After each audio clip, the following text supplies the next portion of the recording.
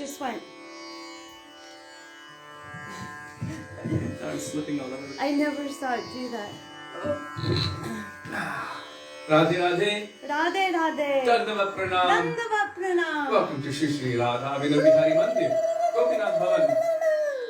I was just making sure Krishna was playing his flute. He's playing the flute and he has another one tucked in his belt. Just in case. Shri Vrindavan Dham. Ki Jai. Shri Gurudeva Ki Jai. Tadiya Avirbhav Mahamahotsav Ki Jai. Tadiya Centennial Celebration Ki Jai. Srila Prabhupada Ki Jai. Param Gurudeva Bhakti Pragyan Kesava Goswami Maharaja Ki Jai. Bhaktisiddhanta Sarasvati Thakur Prabhupada Ki Jai. Sri Rupanand Guru Varga Ki Jai. Sri Guru Parampara Ki Jai. Sri Patik Pavan Shri Nityananda Prabhu Ki Jai. Prem Purushottam Shachinandana Gaura Hari Ki Jai. Radha Vino Bihari Ju Ki Jai. Their new Shringar today Ki Jai. Giriraj Maharaj Ki Jai. Harinam Sankirtana Ki Jai. Hare Krishna Mahamantra Ki Jai. Gaura Bhakta-bandhava Ki Jai. Shri Gaura Premanande Hari Hari Bol.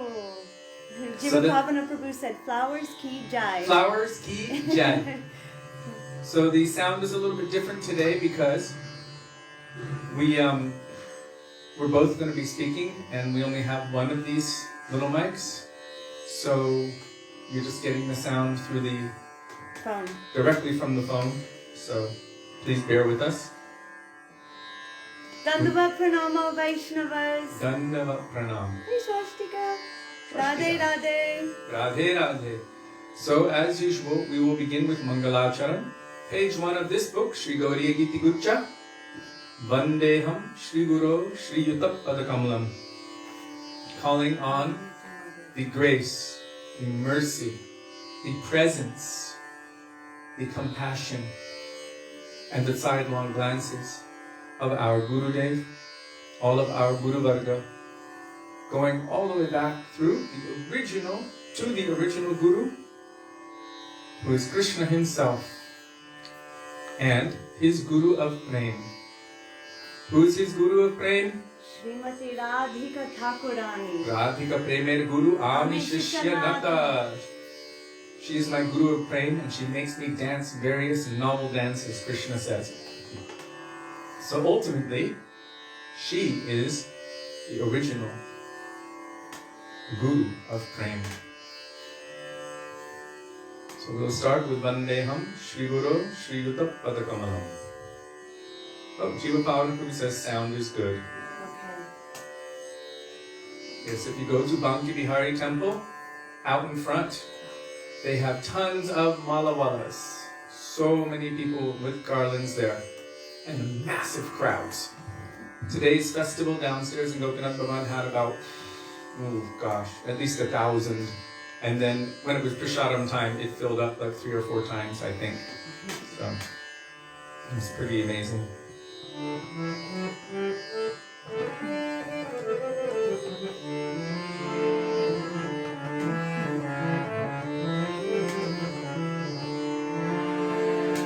Vandeham Shri Guru Shri Yuta Padakamalam Shri Guru Vaishnavanscha Shri Rupam Sagrajatam Sahakanam Raghunatham Vitam Sajivam Sadekam Savadhutam Prajnana Sahitam Krishna Chaitanya Devam Shri Radha Krishna Padam Sahaganam Lalita Shri Vishakam Vikangsha Om Ajnanatirandhasya Jnananjana Shalakaya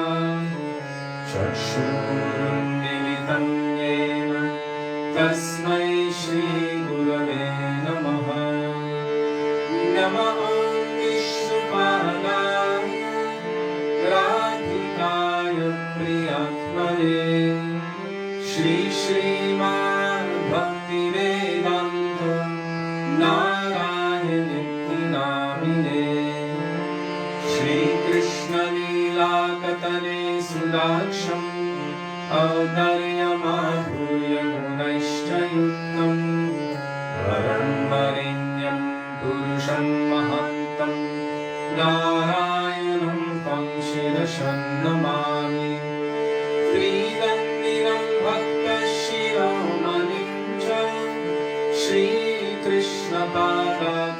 श्रीकृष्णपादाब्जद्वैतहृदि चैतन्यलीलामृतसारसारं नारायणं तं सततं प्रपद्ये नमः विष्णुपादाय कृष्णप्रेष्ठाय भूतले श्रीमते भक्तिवेदान्त स्वामिनिति नामिने नमस्ते सरस्वती देवे गौरवाणी प्रचारिणे निर्विशेष शून्यवाणी पाश्चात्य देशकारिणे नमः विष्णुपादाय गौरप्रेष्ठाय भूतले श्री श्रीमद् भक्ति प्रज्ञान केशवनिति नामिने अतिव्रतचरित्राय स्वश्रितानंच पाणिने जीवद्रुहे सदर्ताय श्रीनाम प्रेमदायिने नमः विष्णुपादाय कृष्णप्रेष्ठाय भूतले श्रीमते भक्तिसिद्धान्त सरस्वतीति नामिने श्रीवर्षभारती देवी गणिकाय कृपाभये कृष्ण संबंध विज्ञान दहिने ब्रह्मवे नमः माधुर्योज्वल प्रेमाढ्य श्रीरूपानुग भक्तिदा श्री गौर करुणा शक्ति विग्रहाय नमोस्तुते नमस्ते गौरवाणी श्रीमूर्तये दीनतारिणे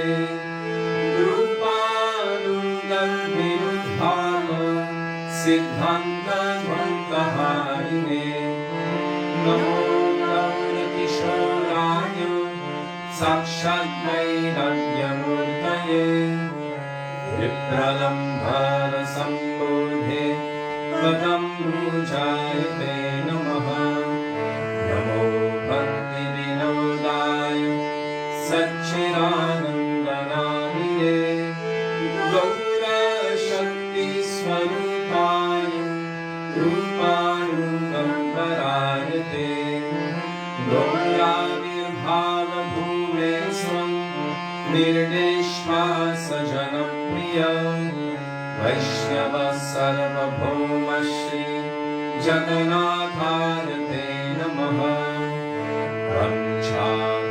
वञ्चाकल्पतरुभ्यश्च कृपासिन्धुभ्य एव च पतितानां पावनेभ्यो वैष्णवेभ्यो नमो नमः नमो महावदन्याय कृष्णप्रेमप्रदायते कृष्णाय कृष्णचैतन्य नाम्ने गौरत्विषे नमः हे कृष्ण करुणा सिन्धो दीनबन्धो जगत्पते गोपेश गोपिकाकान्तो राधाकान्तो नमोऽस्तुते तप्तकाञ्चन गौराङ्गी राधे वृन्दावनेश्वरी वृषभानुसुते देवी प्रणमामि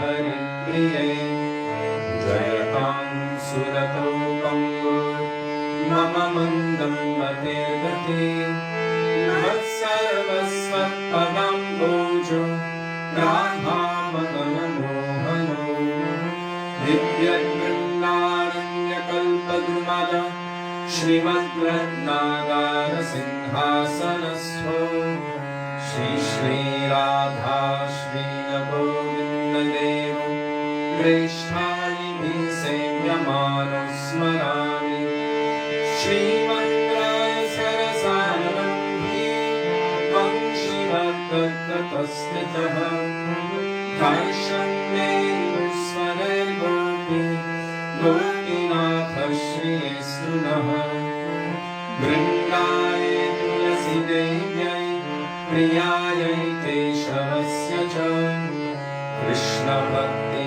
Prade Devi Satyavatyai Namo Namaha Panchatattvatmakam Krishnam Bhakta-rupa Swarupakam Bhaktavataram Bhaktakyam Namami Bhakta-shaktikam Jai Shri Krishna Chaitanya Prabhu Nityananda Shri Advaita Gadadhara Shri Vasadi Gaura Bhakta-vrinda Chaitanya Paramarjanam Bhavamaha Gavamnivapanam Shreya Kairava Chandrika Vikarnam Vidyavadhu Jivanam Anandam Budivardhanam Pratipadam Purnamritashvadanam Sarvatma Snapanam Param Vijayate Shri Krishna Sankirtanam Hare Nam Hare Nam Hare Nam Eva Kevalam Haro Nasteva Nasteva Nasteva Gatiranyatha Hare Krishna Krishna Krishna Hare Hare Hare Rama Rama Rama Hare Hare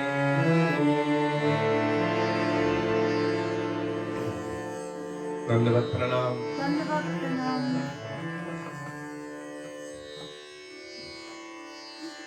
Everything's backwards right here. So we will start with Gurudev Kripa Karke.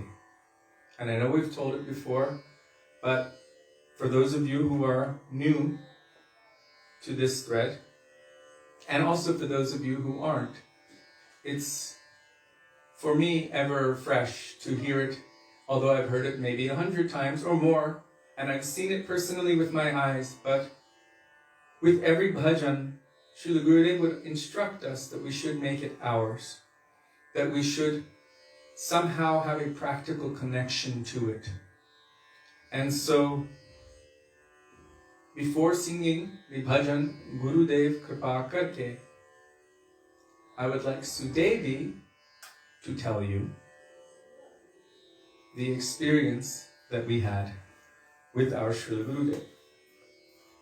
You can't see me there. Oh, well, I guess you're going to have to come, just adjust it. Can you see there? I don't know. I think they don't really need to see me. Yeah. We can't see you at all. Come on. You can. No. Look. You can't. Oh. Kishori-ji. I didn't realize it's delayed. Okay. Ow. Squish in here. Okay, let me just turn this on. There you go. Radhe Radhe Radhe Sham. There she is. Look, Sudevi's here. Radhe Radhe. Hare Krishna. Dandavat Pranamo Vaishnavas. So Kishori wanted me to remember to you. Gurudev said, I have come to remember you, to remind you, to help you to remember. So he wanted me to remember to you one beautiful pastime of our Srila Gurudev.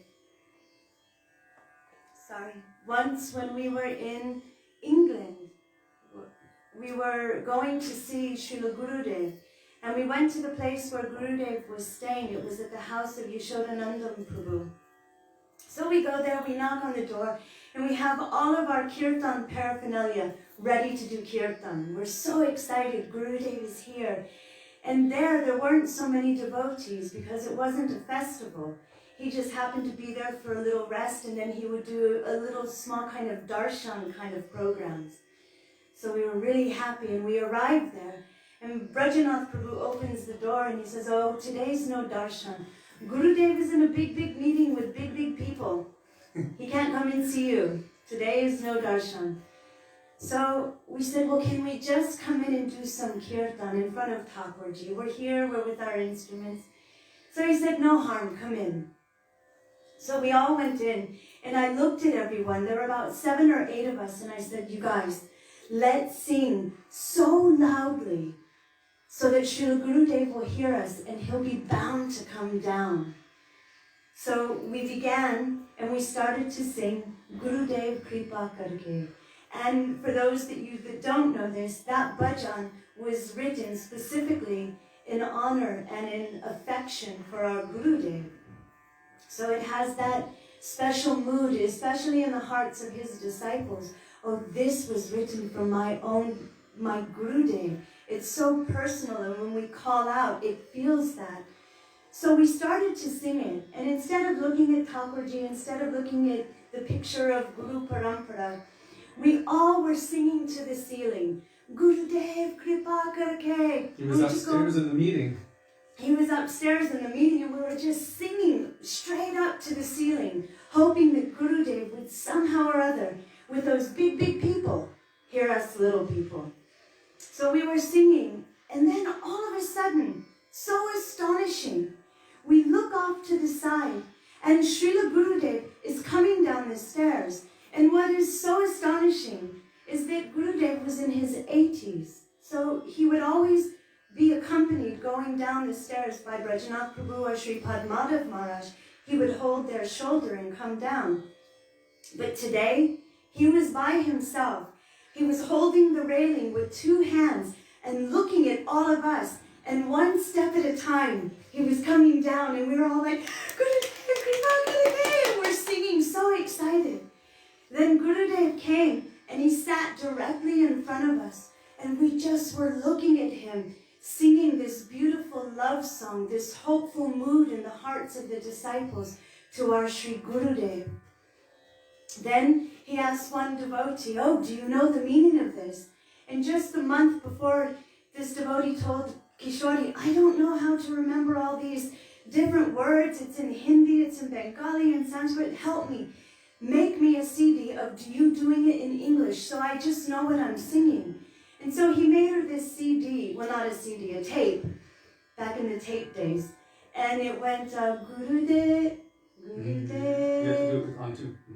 Gurudev, be merciful to me. Gurudev, please accept me as your own. I have taken shelter of you. So give me the shade of your lotus feet. So because she knew this, she knew the whole song, she just closed her songbook and began reciting it. In Gurudev's eyes, he went, oh, very good. So he was very pleased. Then Srila Gurudev began to tell us Harikatha. We were so happy. Gurudev was giving us his time. At that moment, Brajanath Prabhu came in to put a mic on Gurudev. He wanted to record everything. Gurudev said, oh, no, go back to your meeting. Nothing is happening here. We were like, ah. So then after some time of having this beautiful darshan of Gurudev, Gurudev got up to leave and to go back to his meeting. And I looked at him and I said, Srila Gurudev, thank you so much for coming down. And he said, oh, I had to. You called me. And so this is the purpose, why we're singing these bhajans, why we're having these days of remembrance, why we're continuously speaking about Hari Guru and Vaishnavas, because that remembrance, that calling out is attractive to them, and they will descend. So when we're doing kirtan, when we're doing mangalacharana, what we are doing is really invoking the dearmost of our hearts, our Sri Gurudev, our Guru Parampara. Please give me your mercy. Please appear in my heart, appear in this assembly.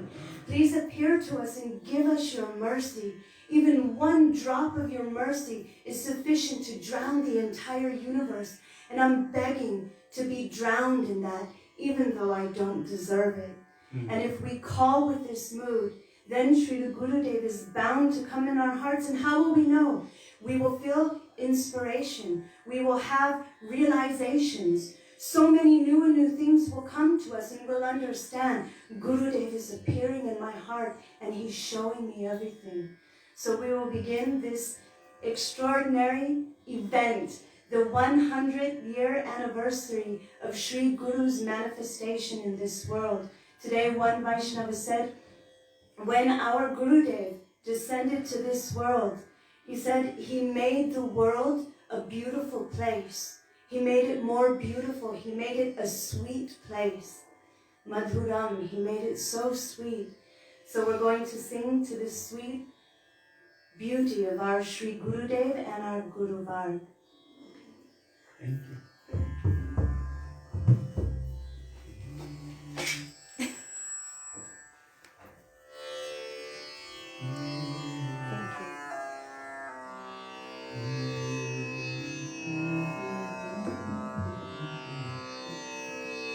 So we will go to page 360, 360.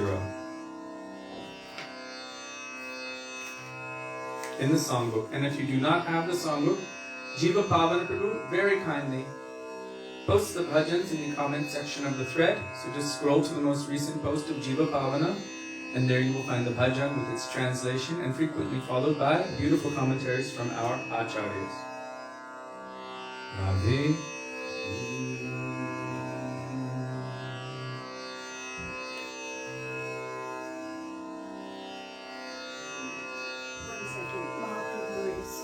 Cut off. Gurudev kripa karke mujhko apna lena. Gurudev kripa karke mujhko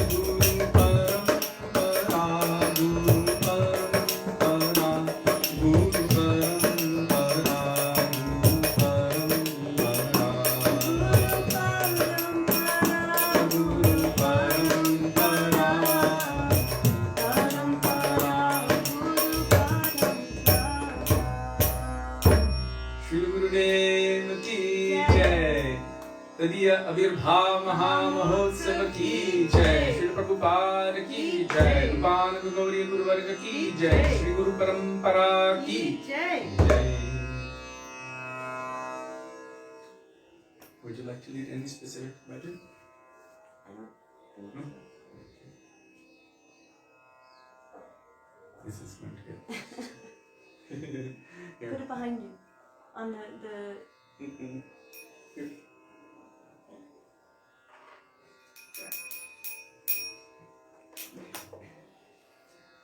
My ring got lost a couple of times before, and both times they ended up either in Srila Gurudev's hand, on his finger, or in his pocket. Only Western people can lose him. He said gold. That only Western people can afford to lose gold. It was 96, you know. I put my ring in my pocket here, offered pranam at the end of kirtan. My ring fell out. Subal Saka brahmacari, who is now known as Bhaktivedanta Narayana, he finds it and he's holding it and looking at it. And I was like, it's mine. And he's like, and he hands it to Gurudev, and I was like, oh my God, no. Gurudev puts it on his finger and he's looking at it. And I wasn't the only one who lost any wealth that day. Someone lost their passport, someone else lost their money belt, another one lost a watch, and Gurudev was just like, oh my God. How unimpressive. He was very unimpressed. Only Western people can afford to lose their gold and wealth like this. And he's holding it, and I was like, it's mine. So he made it prasad. Gurudev Kripa Bindu Diya.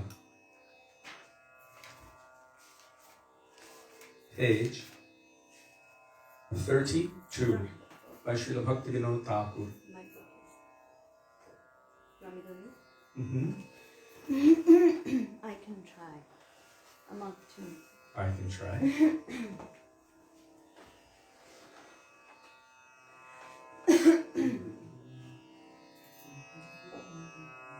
Which tune? Traditional Holma.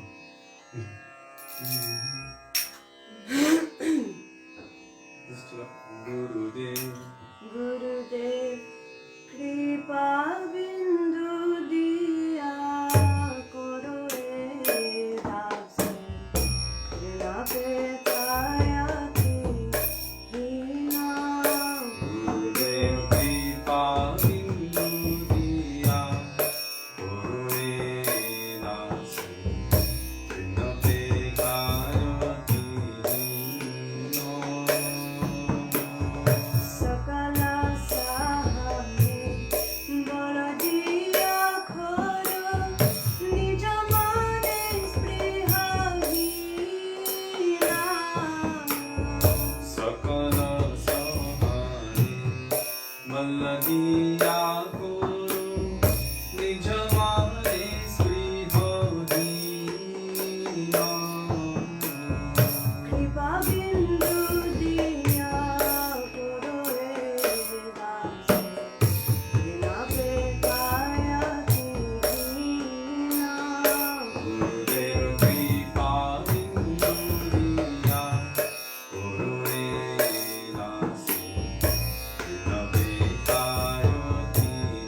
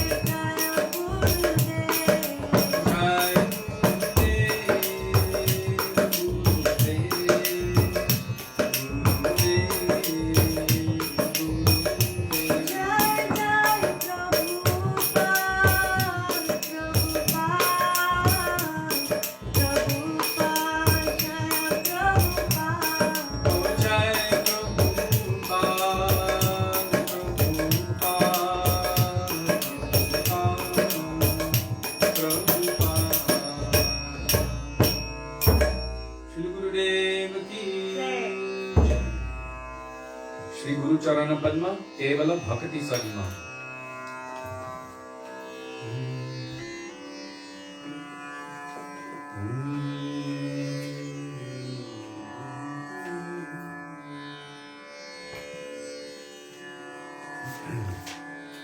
Page 28 by Sri Narottam Das Thakur. If it gets too much, I'll just stop. I writes Raman Manjari Kunj. Why not? This would be the kunja she would be serving in Siddha form. That is her Siddha form. And her Sarak form. This is the kunja. Shri Guru Charana Padma Kevala Bhakti Sadma. Shri Guru Charana Padma Kevala Bhakti Sadma. O Shri Guru Charana Padma Kevala Bhakti Sadma. Shri Guru Charana Padma Kevala Bhakti Sadma. O Bando Savdhana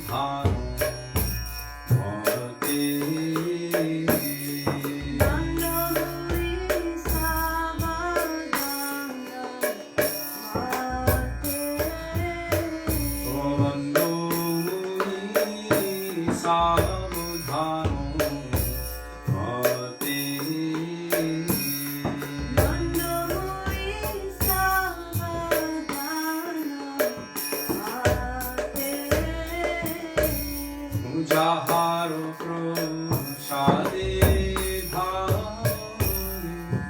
Bhavatori Achare. Jahara Prasade Bhare Bhavatori Achare. O Krishna Prati Ho Jaha Krishna Prati Ho Jaha Hoite. O Krishna Prati Ho Jaha Hoite. Krishna Prati Ho Jaha Hoite. O Guru Mukha Padmo Vakyo Chitte Te Koriya Ajo. Guru Mukha Padma Vakya Chitte Te Koriya Ajo. Arna Kori Ho Mane Asha. Arana Kori Ho Mane Asha. Arna Kori Ho Mane Asha. Arana Kori Ho Mane Asha. Shri Guru Charane Rati Aise Utama Gati. Shri Guru Charane Rati Aise Utama Gati. O Jai Prashade Pure Sarva Asha. Jai Prasade Pure Sarva Asha. O Jai Prashade Pure Sarva Asha. Jai Prasade Pure Sarva Asha. Prabhudan Dilo Ji Chande Chande Prabhu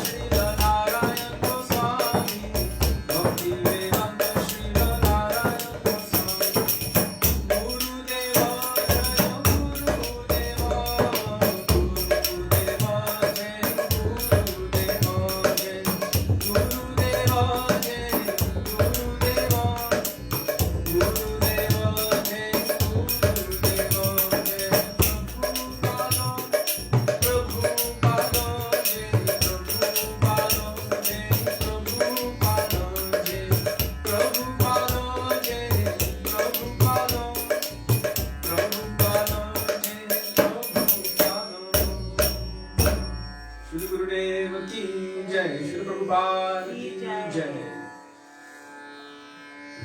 Dandava pranama Vaishnavas. Dandava pranam. So I noticed a question that came up, which was an important question. Do we fast for our Gurudev's appearance day? Don't see anything in the calendar. So Srila Gurudev actually spoke on this particular subject. According to our calendar and according to Shastra, we fast on the days of Bhagavan, including Ekadashi. So we fast for Krishna Janmashtami, we fast for Narsingha Chaturdashi. We're also supposed to fast for Gaur Purnima. We fast for Nityananda Trayodashi, Baladev Purnima, all the days of our avatars. But we don't fast on the other days. And Srila Gurudev explained why. He said, Shakti, or the manifestations of Bhagavan that we have present within our vision, all of our Guru Varga, all of the days of Shakti would be so numerous that literally we would have to fast every single day of the year. He said, so coming from the side of Srimati Radhika, she is so merciful that she does not require us to fast. And our Guru Varga, who are they? They are her, like her own life's dearest Sakhis, Prana Prishta, Prana Sakhi, means dear most of her life. And so they are also considered non-different manifestations from or of herself. And therefore we are not required to fast on the days of our Guru Dev and our Guru Varga. But didn't we always fast till noon on Acharya's days? When we were growing up, we used to fast until noon on the days of our Acharyas. Probably because everybody was busy cooking. Maybe. A little sacrifice for Gurudev. But he said it is not required.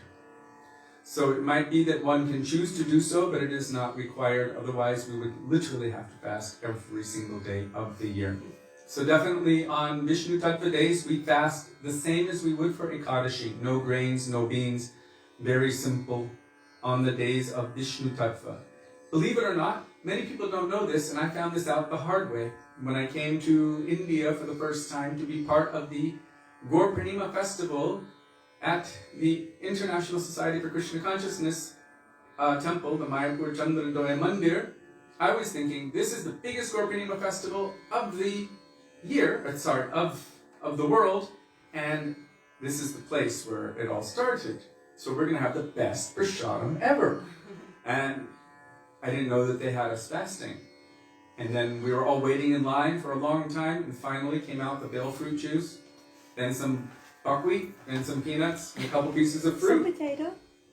Maybe it was like a potato soup kind of thing. And that was it. And I was really surprised. And then I discovered, oh, here, they fast on Gauranga's day. And in the West, there's maybe some concessions made. So it is not required to fast on Shakti Tattva days, and Shakti Tattva days includes our Guru Varga.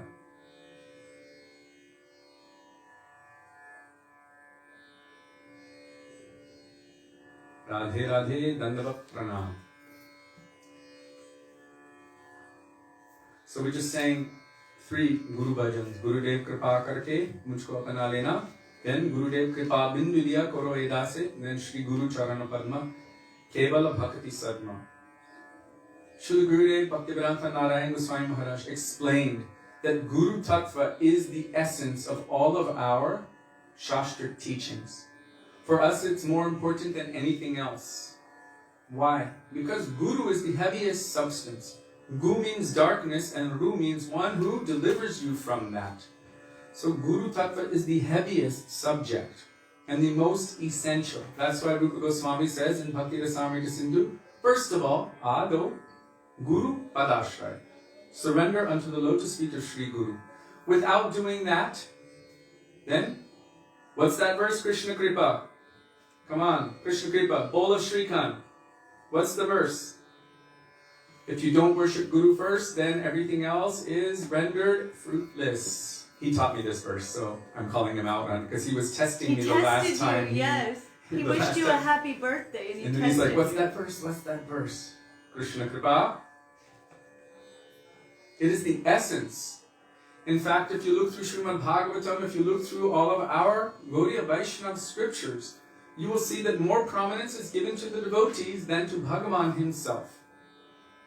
Even when anyone, like we heard yesterday, when anyone is given any benediction from the Lord himself, what do they ask for? Please always keep me in the association of your pure devotees. He wrote it. Did he? I didn't see it. Huh? He just wrote the first word. Bhaktamam. The other one, Krishna Kripa. Bhakti.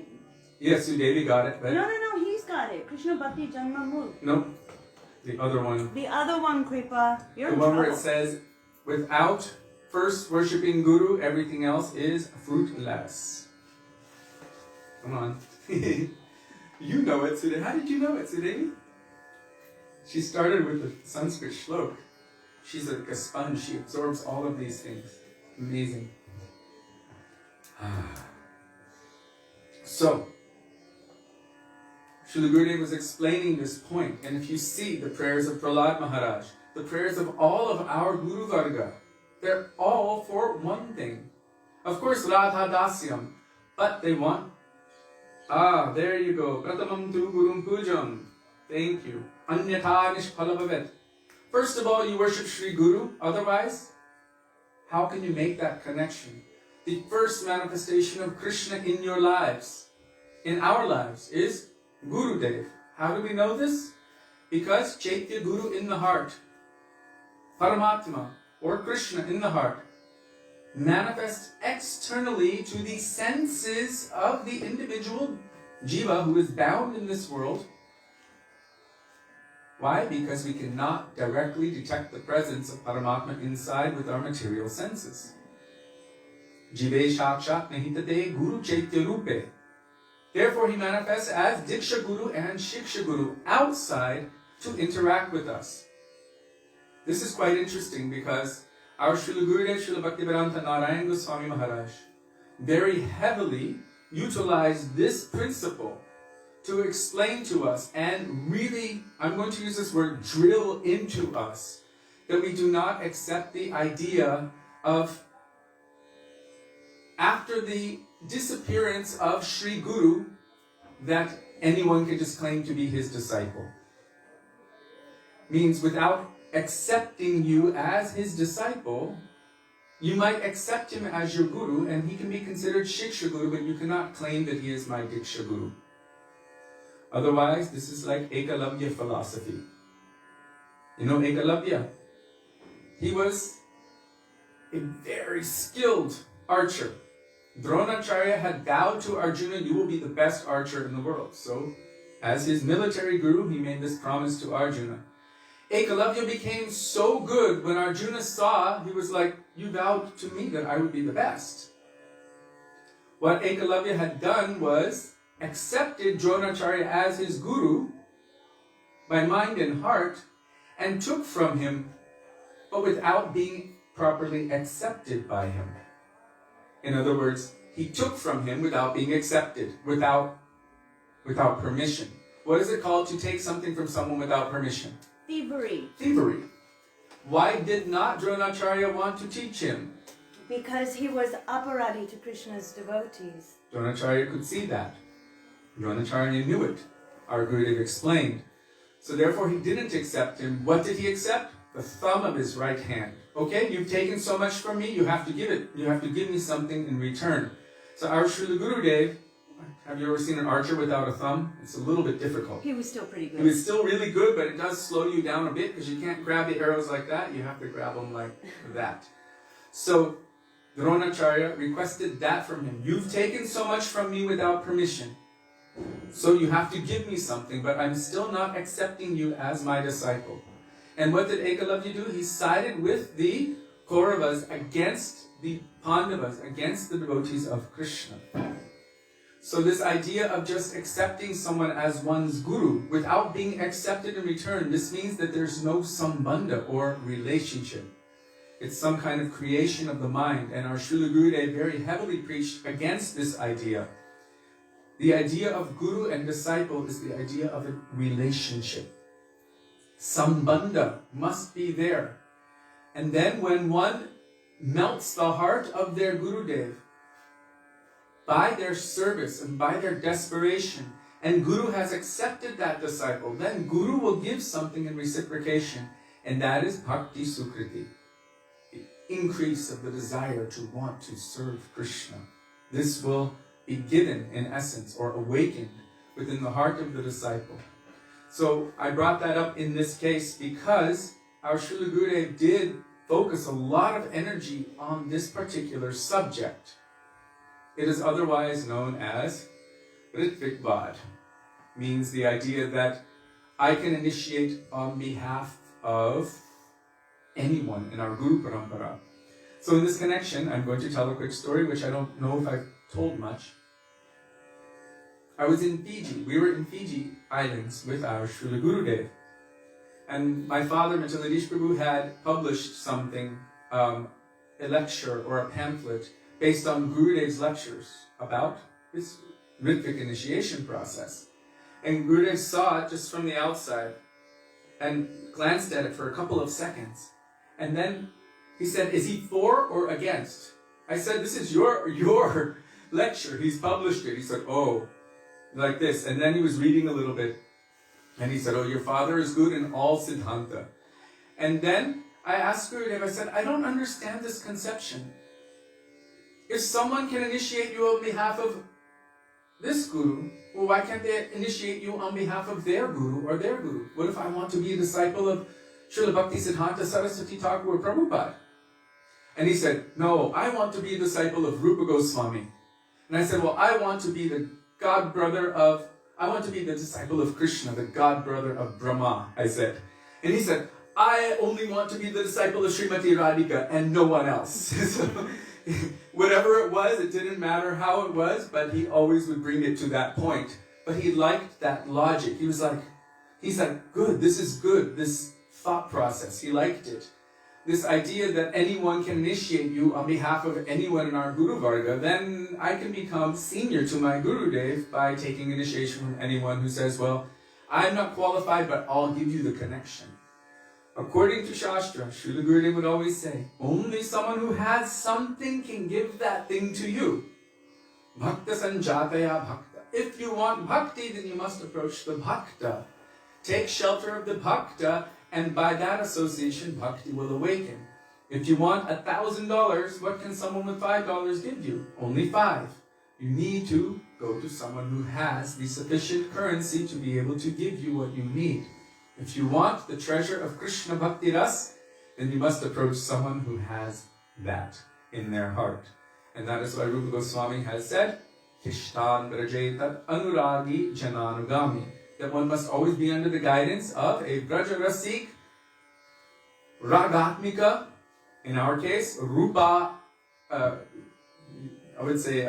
Ragatmika, of the mode of being in the association, in the guidance of Rupa Manjari, that kind of association. Then we can progress on the path of Braja Bhakti, Rupa Anuga Bhakti.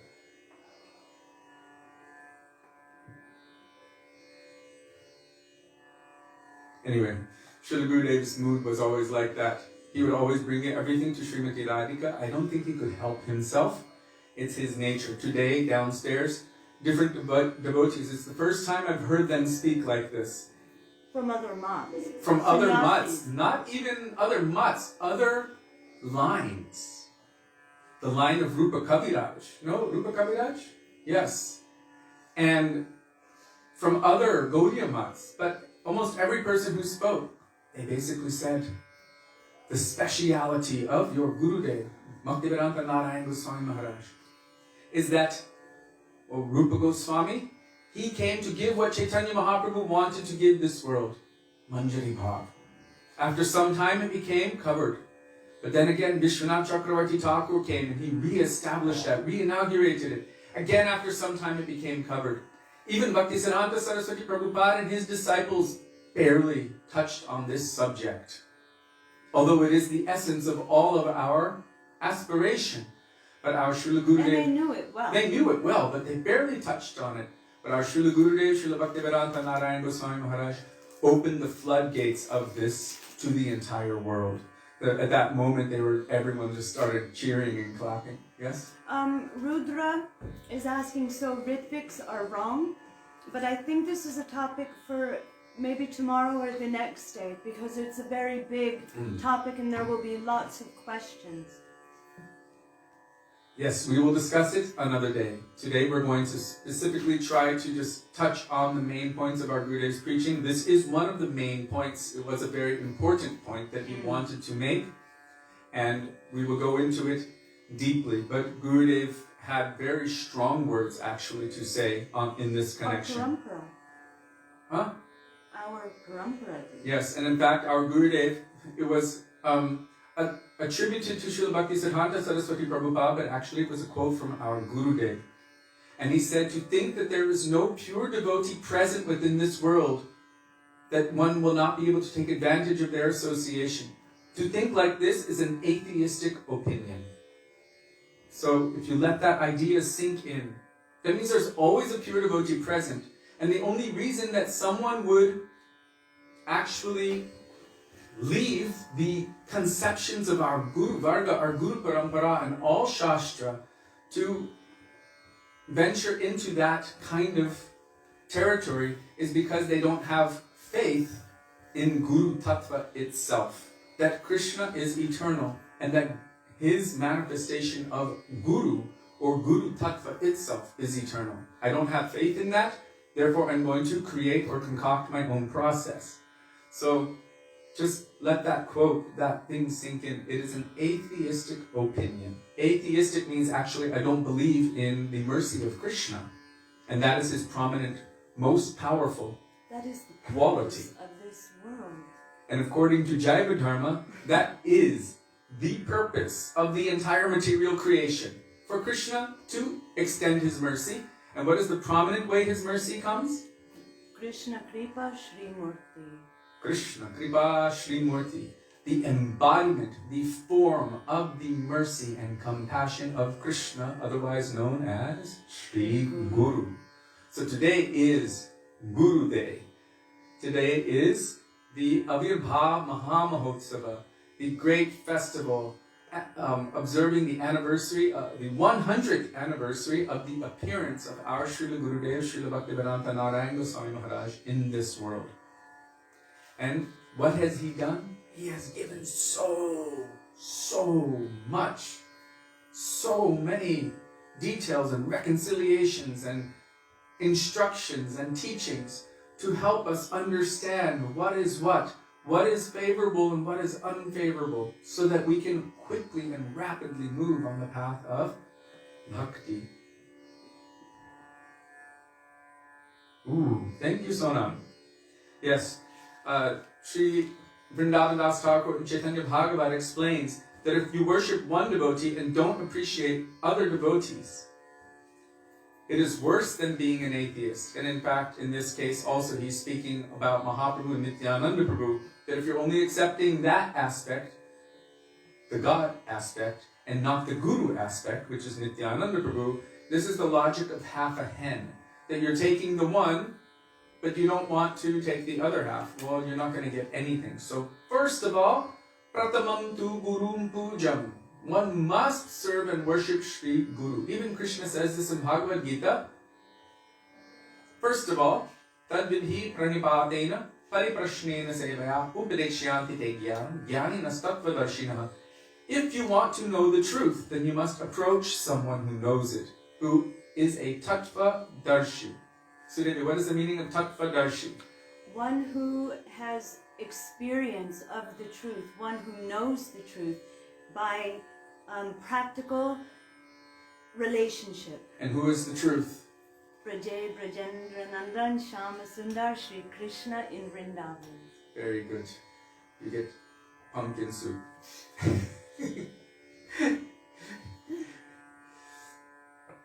Braje Brajendra Nandan, son of Nanda Maharaj, Krishna in Vrindavan. Advaigyan Tattva Braje Brajendra Nandan.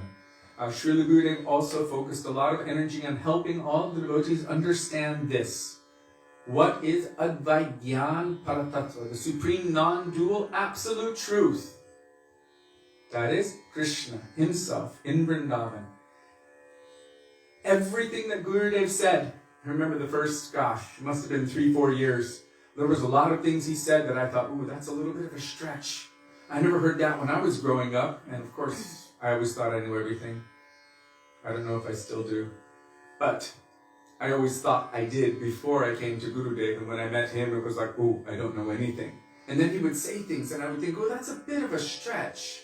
I wasn't sure. And sure enough, it would be found within a month or two within Sri Chaitanya Charitamrita or Srimad Bhagavatam. And every time my doubt would come, and I'd be like, oh, yeah, it sounds like a stretch, it was there already in Shastra, in Chaitanya Charitamrita. And I became quite surprised when after 50 times of questioning and testing, every single time he had Shastric foundation and reference for it. And then I just thought, okay, he's not creating or concocting anything. And he always said that. I'm not giving anything new. It's already there. I'm not giving anything different. He would say, same wine, new bottle. Means what our Srila Prabhupada gave. I'm giving the same thing. Maybe you didn't hear it in his lectures, but it's there in his books. Look, it's there. And then he would shine the light at it, and boom, it was there. And then he would show us and tell us what it meant. It was amazing. And he would, even one time he said, it's not even a different bottle. It's the same. There's nothing different. It's the same wine in the same bottle. So Srila Gurudev was showing that this is really Guru Tattva. That same transcendental flow. What was he saying this morning in that lecture? He was saying that, oh, maybe there's a little difference.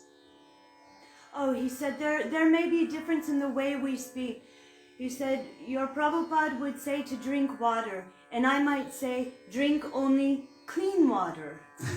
Like this. Or he would say, like Prabhupada said, don't lie, and I say, tell the truth. Yes, yes. He said, so the wording might be different, but the essence, the meaning is the same.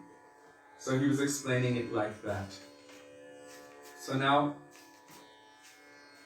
I want to... Sonam, you just gave the reference to Ramdas, and also how Krishnadas Kaviraj Goswami, he left that place, and he never turned back. And because of that, he got the full blessings of Nityananda Prabhu, and then he went straight to Vrindavan and got the association of all the Goswamis. And then, of course, he was able to see Chaitanya Mahaprabhu's Leela and write everything. Wow. So, by the mercy of Sri Nityananda Prabhu, who is Akhanda Guru Tattva, the full, unbroken, whole conception of Guru Tattva. All gurus are considered manifestation of Nityananda Prabhu, and then within the conception of, means all pure gurus, within that there are also those who are considered those personalities who are manifestations of Srimati Radhika, or her Sakhis or Dasis. So within the Rupanuga Guru Varga, although from one perspective you can say the Tattva perspective, you'll see them as manifestations of Nityananda Prabhu. From Rasa Vichar, from the Rasa perspective, you will understand that they are maidservants of Srimati Radhika. Srila Bhaktisiddhanta Sarasvati Prabhupada discusses these points, but we'll go into that another day.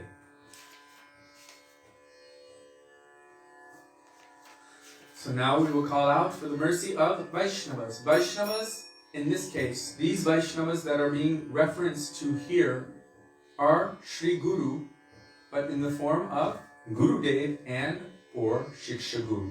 And also when you're saying Gurudev Kripa Bindudiya, it can refer to Diksha Guru or Shiksha Guru.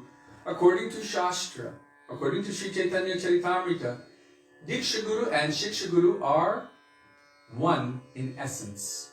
Diksha Guru is referred to as Krishna Rup, the form of Krishna. And Shiksha Guru is referred to as Krishna Svarup. Sva means own and Rup means form. In this case, sometimes it is said his nature. So there is speciality. Diksha Guru gives you your mantras. They're considered like your mother or your father. And Gayatri is your mother. But Shiksha Guru, sometimes you can have a very intimate, close relationship with. Gurudev said, you can weep and tell them your problems, and they will pat you on the head and say, oh, it's okay. And then they will start to weed those problems out. But their function is the same, and to see that there is any real true difference between Diksha Guru and Shiksha Guru, then this is considered aparad or offense. This doesn't mean that one can choose someone who is a third-class bogus person, call them Shiksha Guru, and then see that they are the same as your Diksha Guru, who might be a Mahabhagavat. They should be able to stand in each other's shoes. They should be able to sit on the same seat together. In essence, they should be able to bring you to that same goal, and they should have no attraction to the material world whatsoever. They should be able to see the nature of your Atma and help you to attain to that perfection. So now we are going to sing Damodar Pandit Prabhu. I don't remember exactly the class. We were just listening on YouTube, and it was going from lecture to lecture. Oh no, he just posted the link there. Oh, he did? Yeah, that's what he said. I thought it's he the was link. asking No. for it.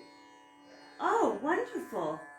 In this case, Thank Guru you. is considered like father and Gayatri is considered like mother. So if you want nourishment in your bhakti, then you must surrender to you need father and mother for the nourishment. So Guru and your mantras as well. And those mantras also, we receive Guru Mantra, Guru Gayatri, that awakens our sambandha or relationship with our Gurudev. It's in mantra form, so it is required. Ohe Vaishnava Thakur, by Srila Bhaktivedanta Thakur, page 39.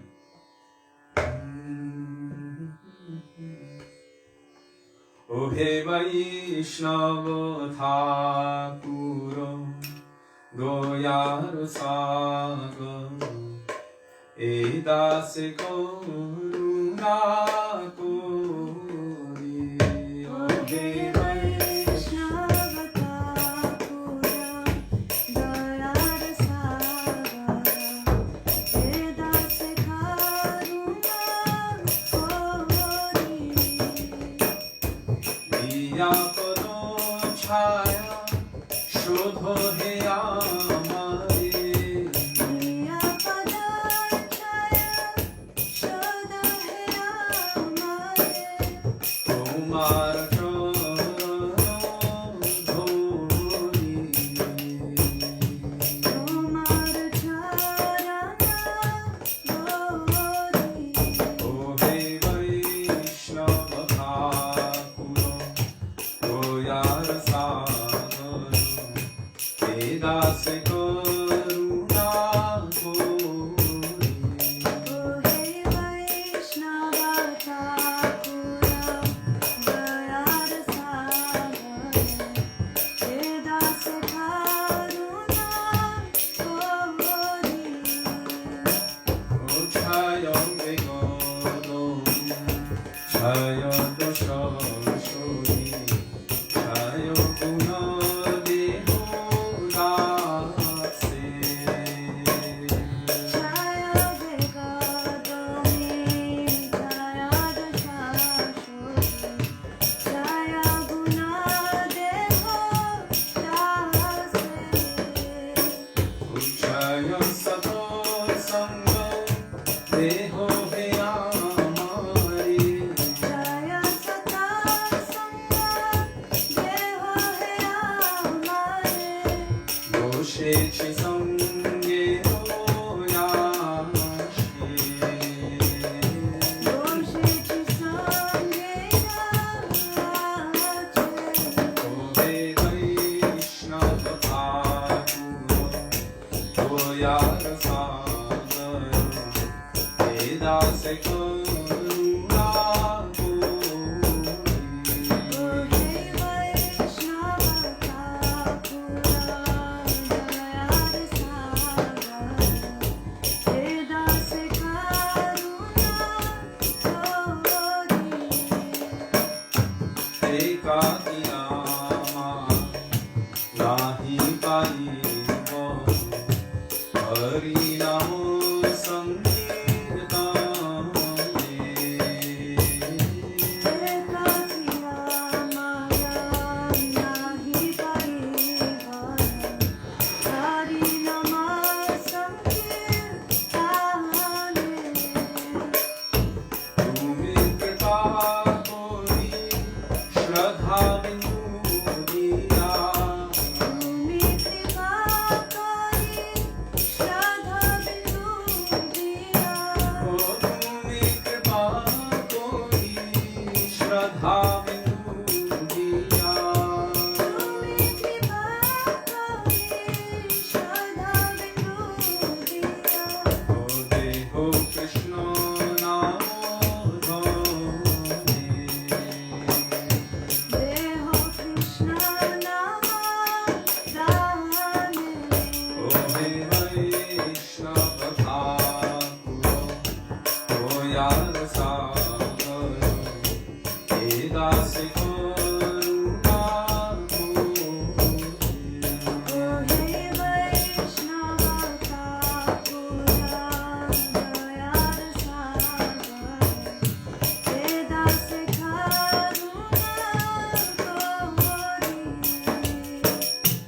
ekakiyama nahi paiva hari namo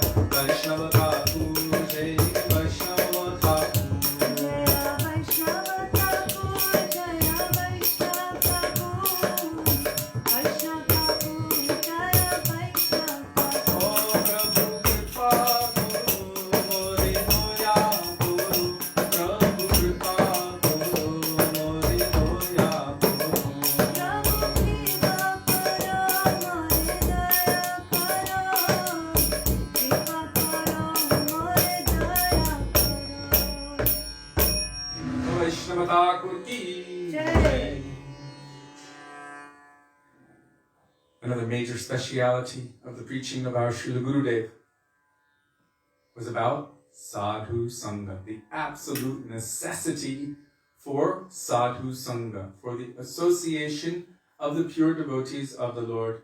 Without that, he said, we cannot make progress. It is essential for us, in order to progress, in order for our anarthas to be removed, and in order for inspiration, in order for greed to awaken in our hearts, for Krishna Bhakti Rasa, that we associate with those who have it. Otherwise, we cannot get that. We cannot awaken it. So Srila Gurudev really emphasized the necessity for the association of pure devotees. And while emphasizing that, he explained again and again what are the qualities of pure devotees, what kind of personality we should associate with, who has no inebrities, who has no attraction to the material world or attachment to it, who is completely 100% attached and devoted to Krishna. In essence, sadhus, real sadhus, what is the definition of sadhu? Srila Gurudev said, that person who is in touch or connected to the absolute truth 24 hours a day, constantly connected. Therefore, what they are revealing, what is manifesting through them is transcendental, Shabda Brahma. Therefore, all real sadhus are our Shiksha Gurus. And the same principle applies to Diksha Guru and Shiksha Guru. How does Diksha or Shiksha Guru manifest in one's life? If one is sincere, if one is desperate, if one is crying and praying to Krishna for his mercy, please, I don't have the capacity on my own. Ekaki amar nahi paye bal. I can't do it on my own. I have no strength. I have no capacity. I'm so weak.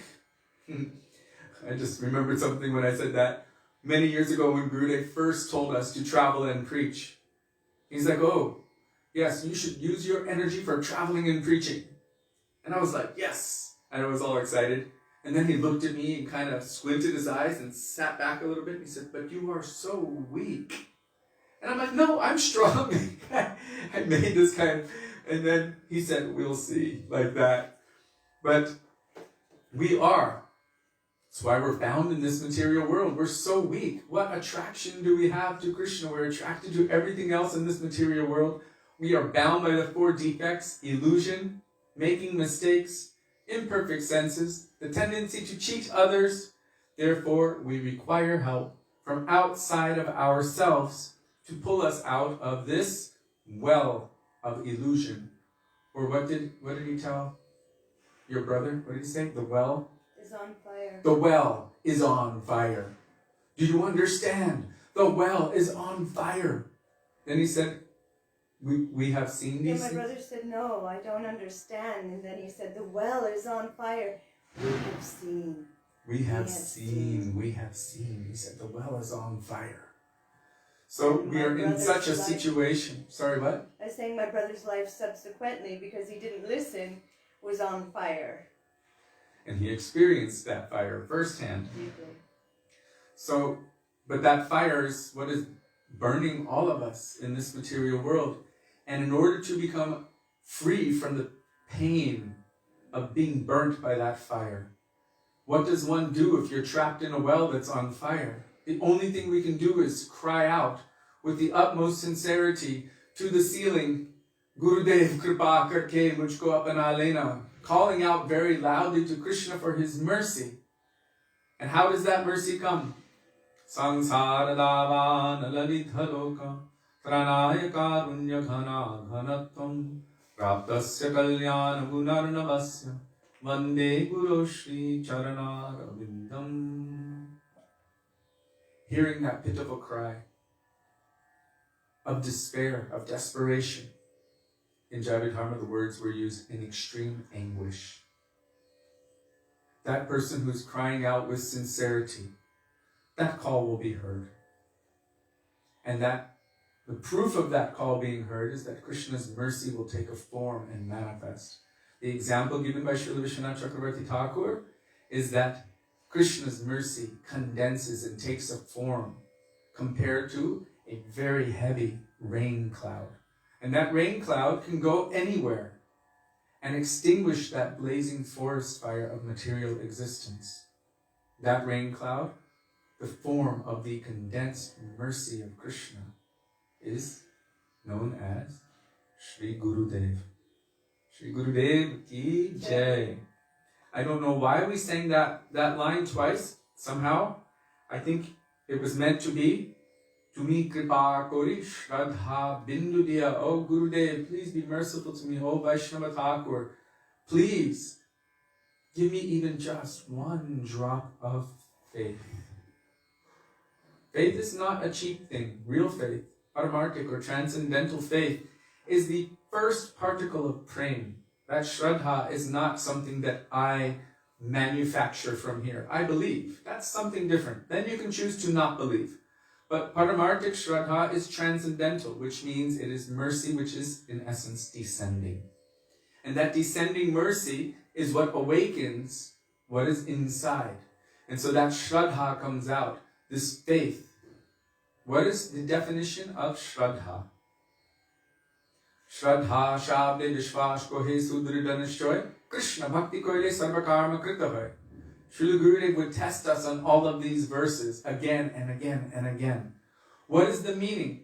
I'll tell you in the words of Srila Gurudev when he was trying to convince us to give up the 300-acre farm in the Fiji Islands and travel the world and preach. It was quite a surprise, in a sense. He's like, so, what are you doing? And I said, oh, I'm managing the farms. He said, managing. 24 hours a day managing. And I was like, yes. And literally, it was yes. All day and all night. Barely sleeping, working so hard.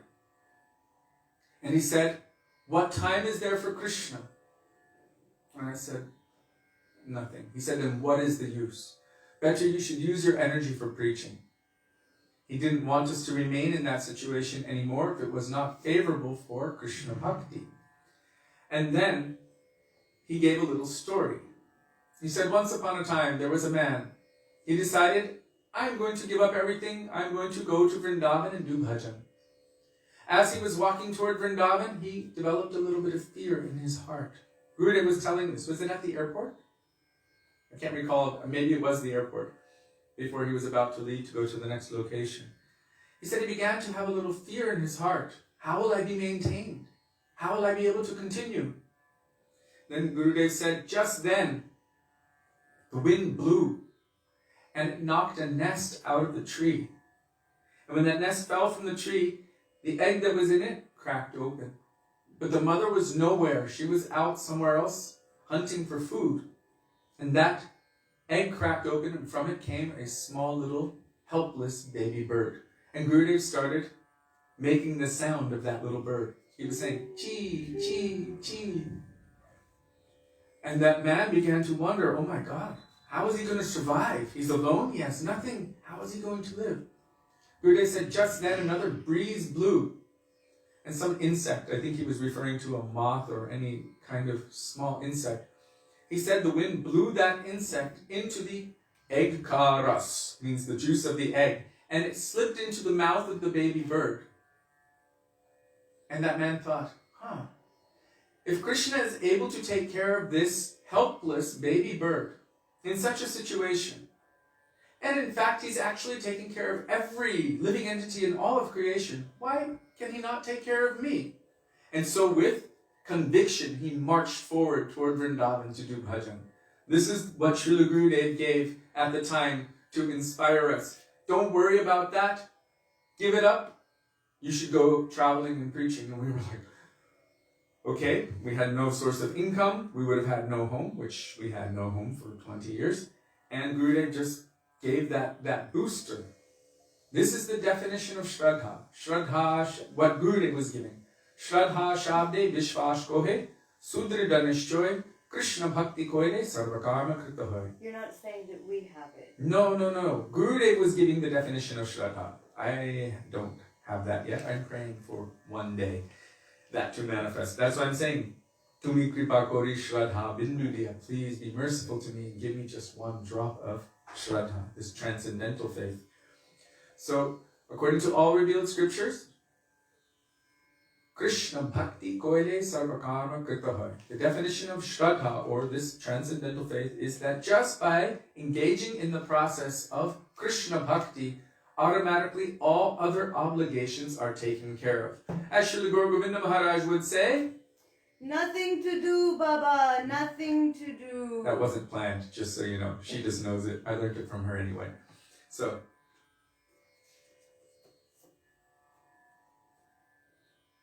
this is our situation. Just not ours, all of us. Praying to Sri Guru, praying to the Vaishnavas. Please be merciful to me.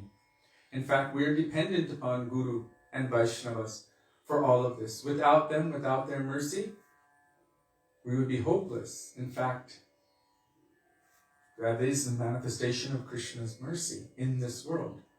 And that is how we can progress on the path of devotion toward perfection. So now, we are going to sing one of Srila Gurudev's most favorite bhajans. Srila Gurudev was not only crazy for Srimati Radhika, he was also completely spellbound by the mercy and the awesomeness of Srila Rupa Goswami. So we're going to sing Yam Kali Rupa Sharira Adharata. And that is on page 47 in our songbook by Sri Madhava Das.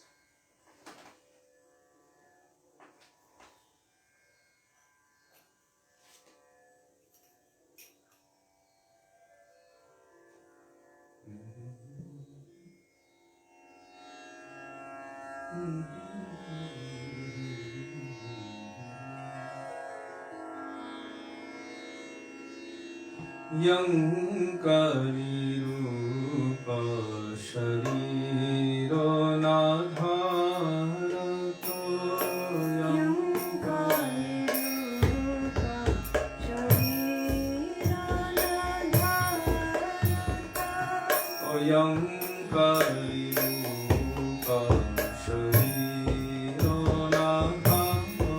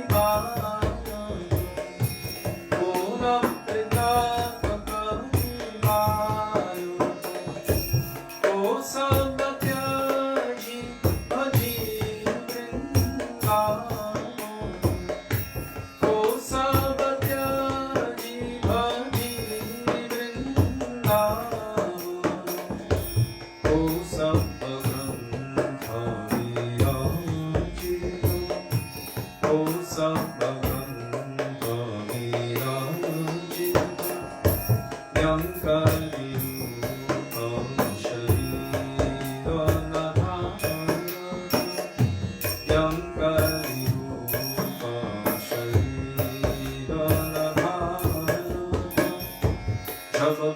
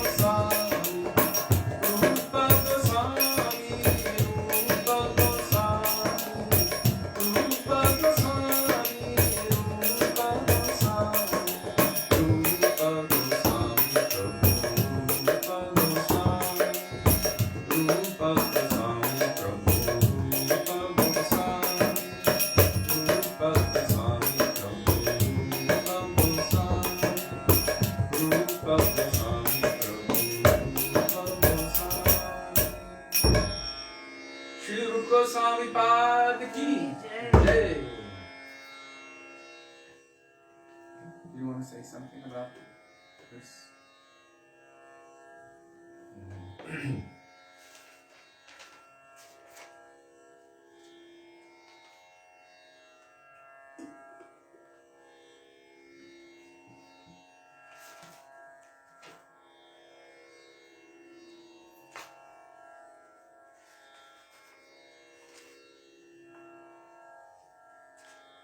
Would you like to leave Gauranga Balite Habe?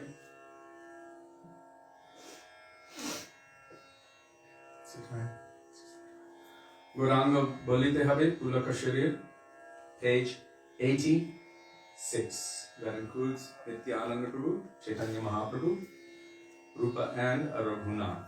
By Sri Narottam Das Thakur.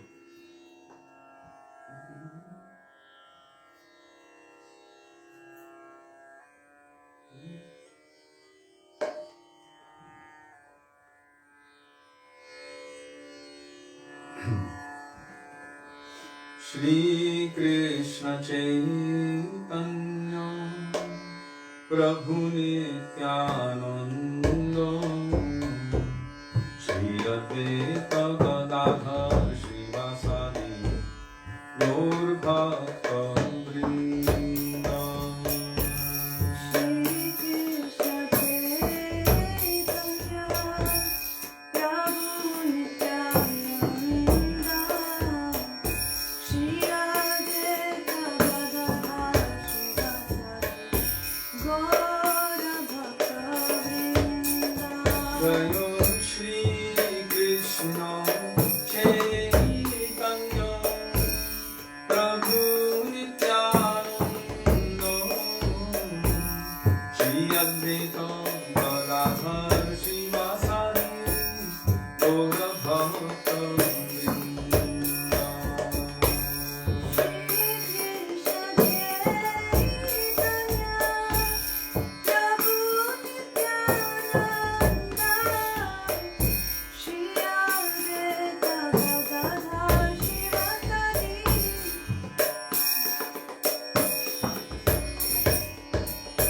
Gaurango bolte have pulaka sharira Hari Hari bolte yane babe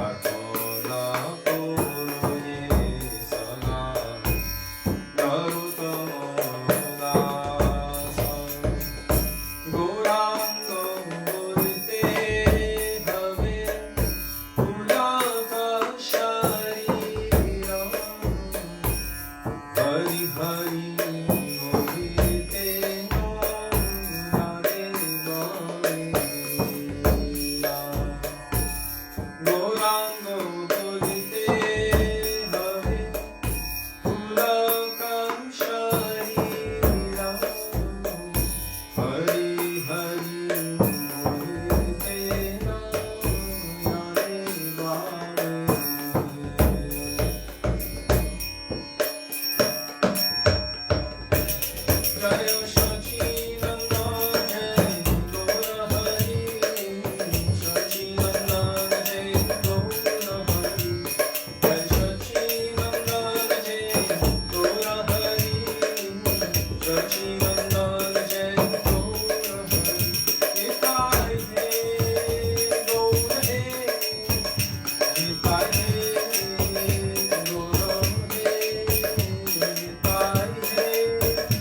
Gora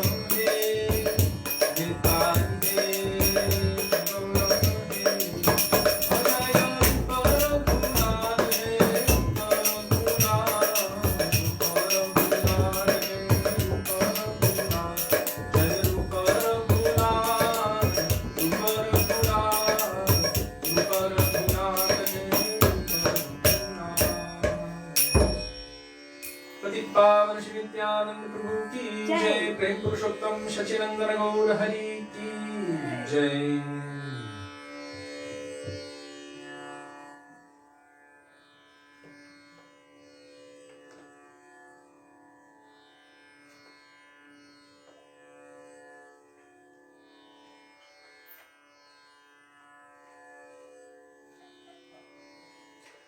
Shri Radhe Prajnana Mana Sukhakari Radhe Shyam Shyama Shyam.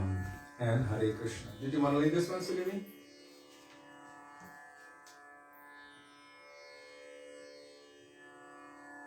It's page 366 in the songbook. If you do not have the songbook, just go to the most recent post of Jiva Pavana Prabhu, or he's still there, okay? And he will share the bhajan along with its translation.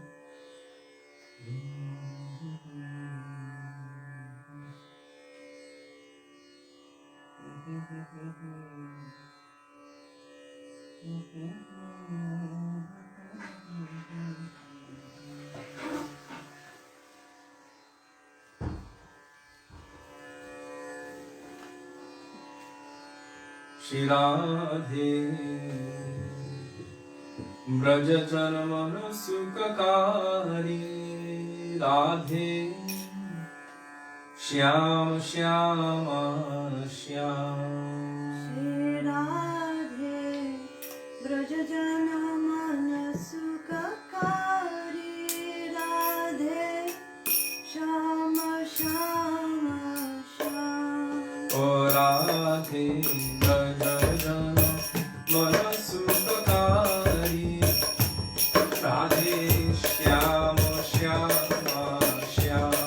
Shri Radhe Braja Janamana Sukhakari Radhe Shyama Shyama Shyam.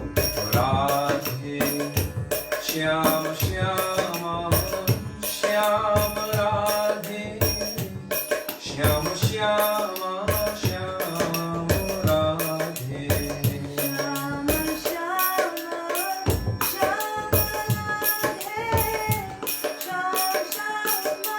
Shyama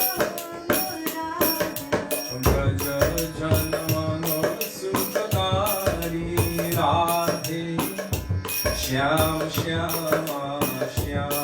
Shri Radhe Braja Janamana Sukhakari Radhe Shyama Shyama.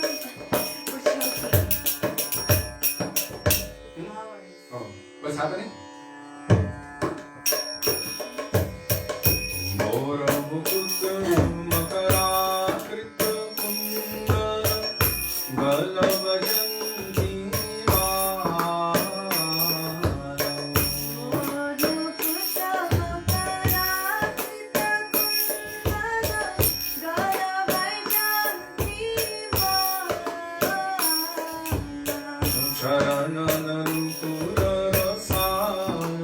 Radhe Shyam Shyama Shyam.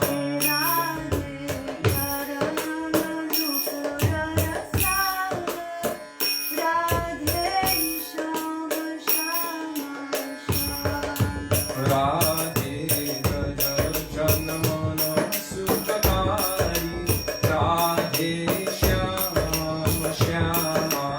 Shyam.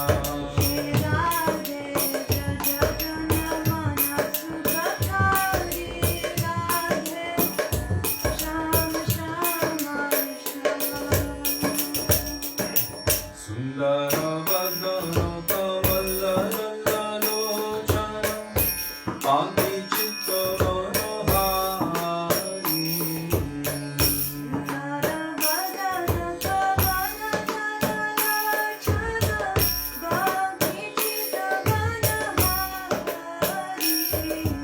Mohan Vamshi Bihari Radhe Shyam Shyama Shyam.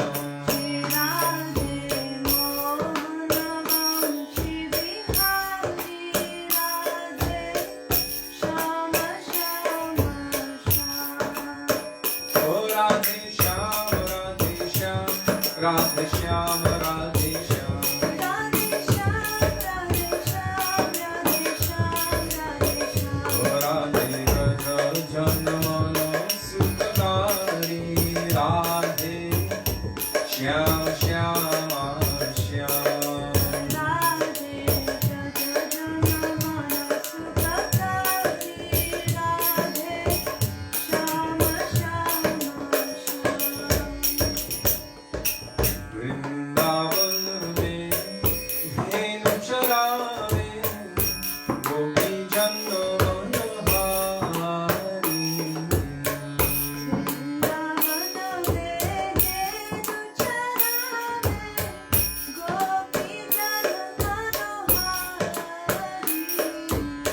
Sri Gaura Narayana Radhe Shyam, Shyama Shyam.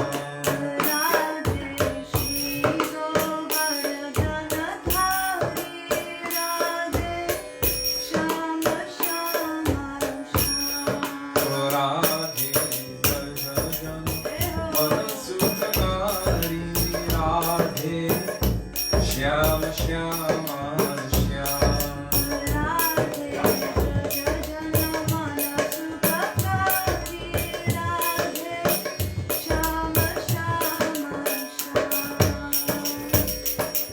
Radha Krishna mili abdo Gaura Narayana.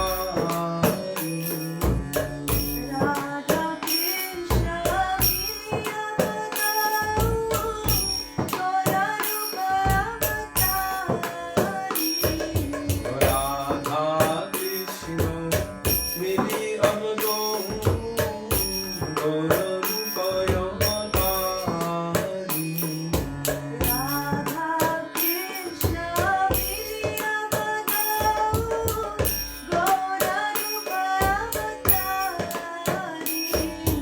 Kirtan dharma brahmacari,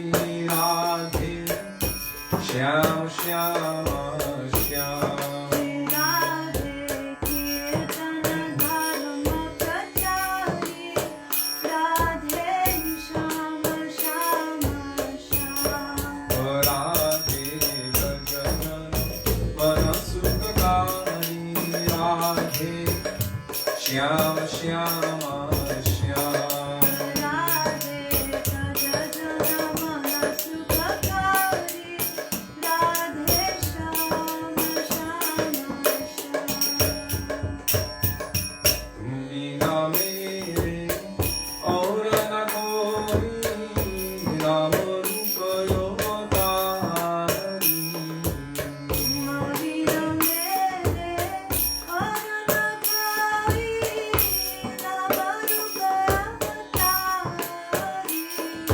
Tumina mere aur na koi, Ram Rupa Yogatari.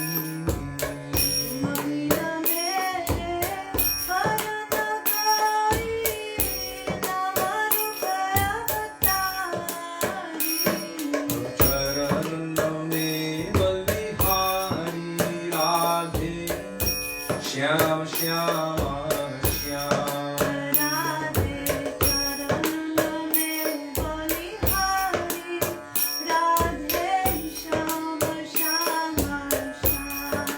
Radhe Narayana Tiwari, Radhe Shyam, Shyama Shyam.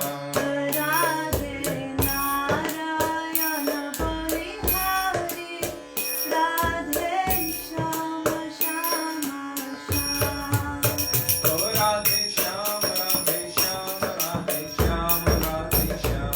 Radhe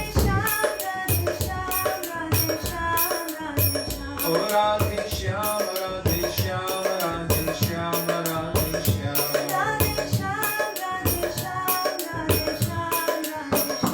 Radhe Bhajan Manasukari, Radhe Shyam, Shyama Shyam.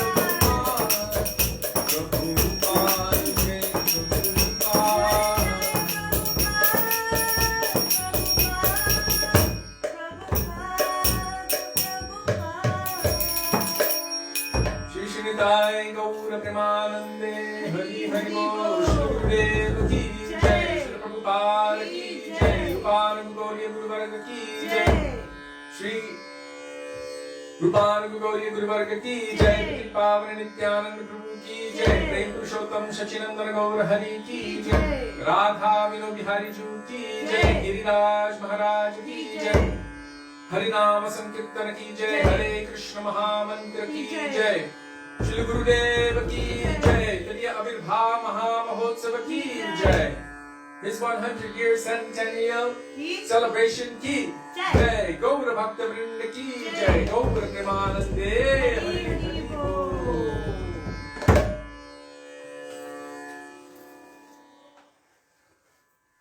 Should I move this back?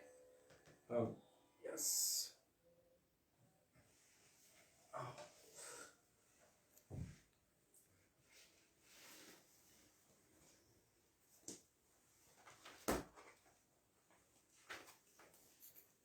Just gonna do one more China quick. Yeah. What are we gonna do? Okay.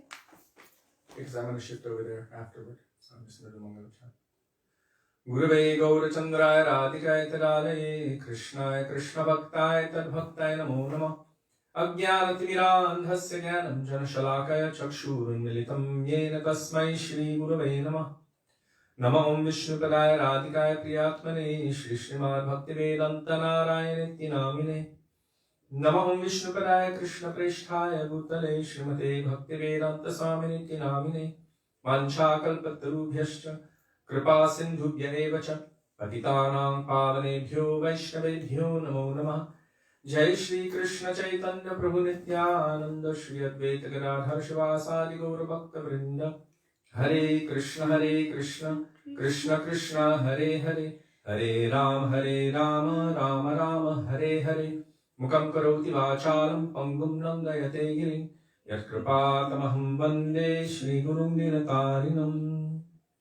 First of all, I offer my Dandava Pranam thousands of times in the dust of the lotus feet of our beloved Gurudev, Nitya Lila Pravishta Vishnupad, Ashto Tarashata Shri Srimad, Bhaktivedanta Narayana Goswami Maharaja, Sri Gurudeva ki jai. Flowers came down. That's supposed to be a good sign. It is. It's auspicious. Gurudev is throwing the flowers. Jai. At least they missed your head. And I also offered the same thousands of Dandava Pranam in the dust of the lotus feet of Nitya Lila Pravishta Om Vishnupad, Ashto Tarashata Shri Srimad, Shri Bhaktivedanta Swami, Shri Prabhupada, and to all of our Rupanuga, Gaudiya, Guru Varga, and to all Vaishnavas past, present, and future, including all of you who are present with us today, in honor of this amazing, wonderful day, the 100th anniversary of the appearance of our beloved Srila Gurudev, Srila Bhaktivedanta Narayana Goswami Maharaj, I offer my Dandava Pranam. Dandava Pranam, dear Vaishnavas. Radhe, Radhe, Radhe Sham. Radhe Sham. So Sudevi, come in here.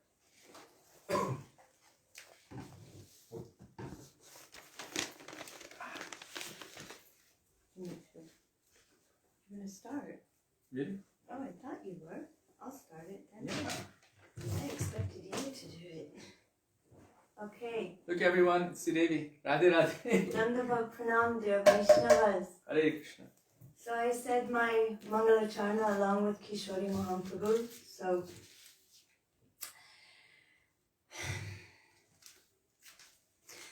on Srila Gurudev's disappearance festival not so long ago, we discussed so much of his childhood pastimes, about how he grew up, how he met the devotees, how he was born into a very illustrious family of Brahmins. Now, we don't talk about that. We don't glorify that, how a Vaishnava is born, what ashram or varna. But Gurudev, I heard just recently, he was saying that he was born into a Brahmin family, and he said they were real Brahmins. They were from the Sri Sampradaya. And he said they weren't Brahmin only in name. They were very, very high-class Vaishnavas. So I thought that I would just mention that. Today, obviously, many thousands of Vaishnavas all over the world are remembering our Gurudev.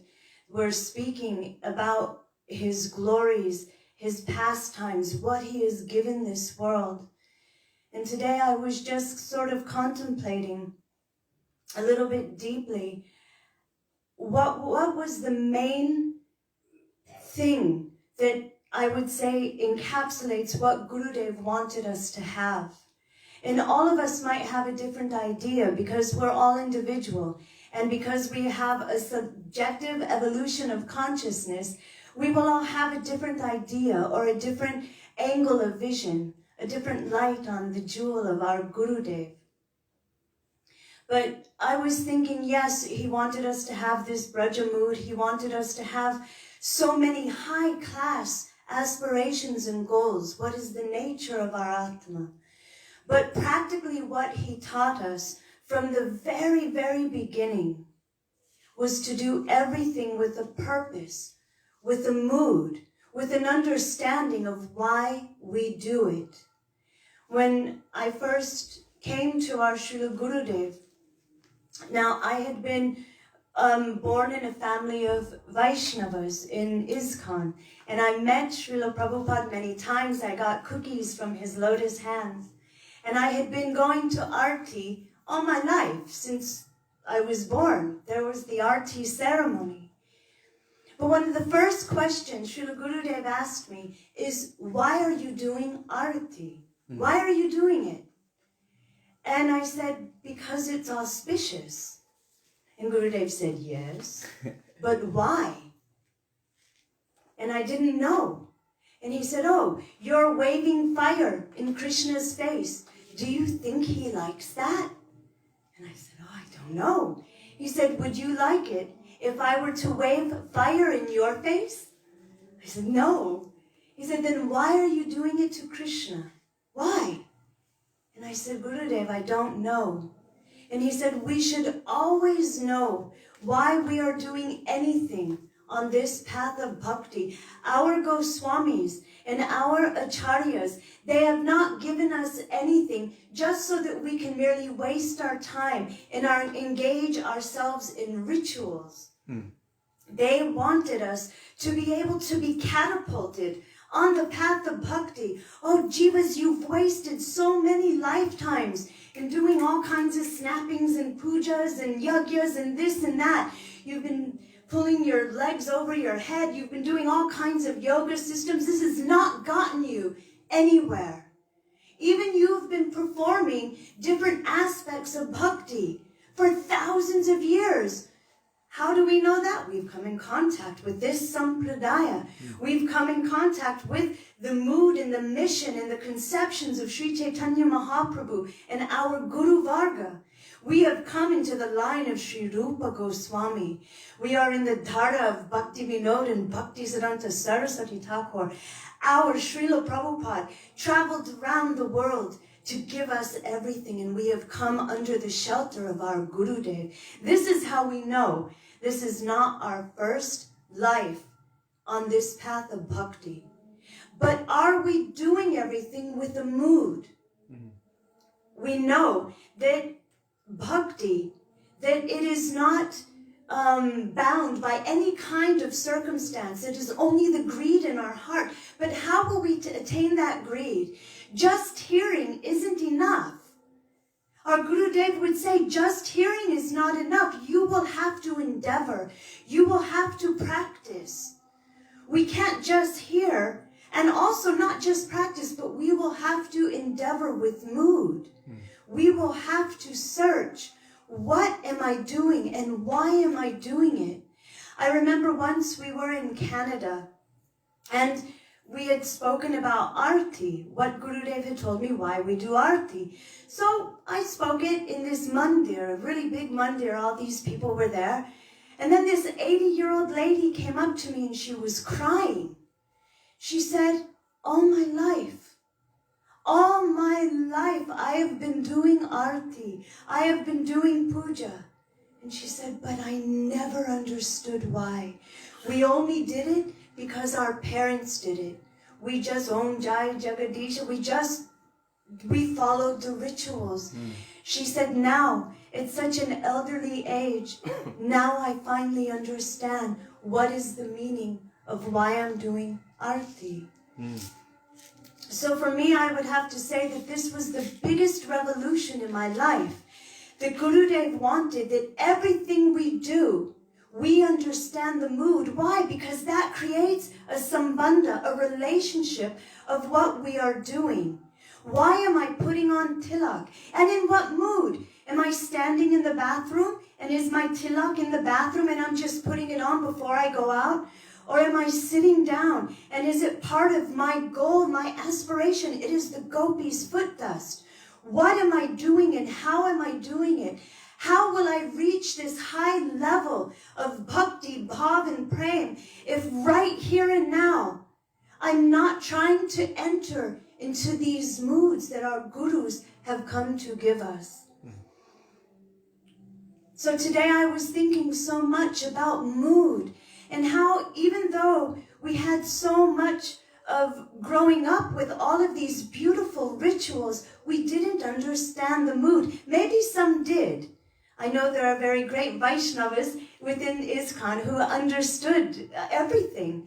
But those of us that didn't were just lost. Where do I go? What do I do? Do I worship Jagannath, Baladev and Subhadra? Do I worship Lord Ram? Do I worship Lord Narsingh Bhagavan? Do I worship Rukmini Dwarkadish? Who do I worship? Everyone. It is not all one. It's not all one. Will Sita be doing Rasa Leela with Krishna and Vrindavan? Never. Will Ram be doing Rasa Leela with the gopis? Never. Then how can it be one? There is speciality. There is mood. There is even mood in Vrindavan, and those moods are containing all kinds of relationship with Krishna.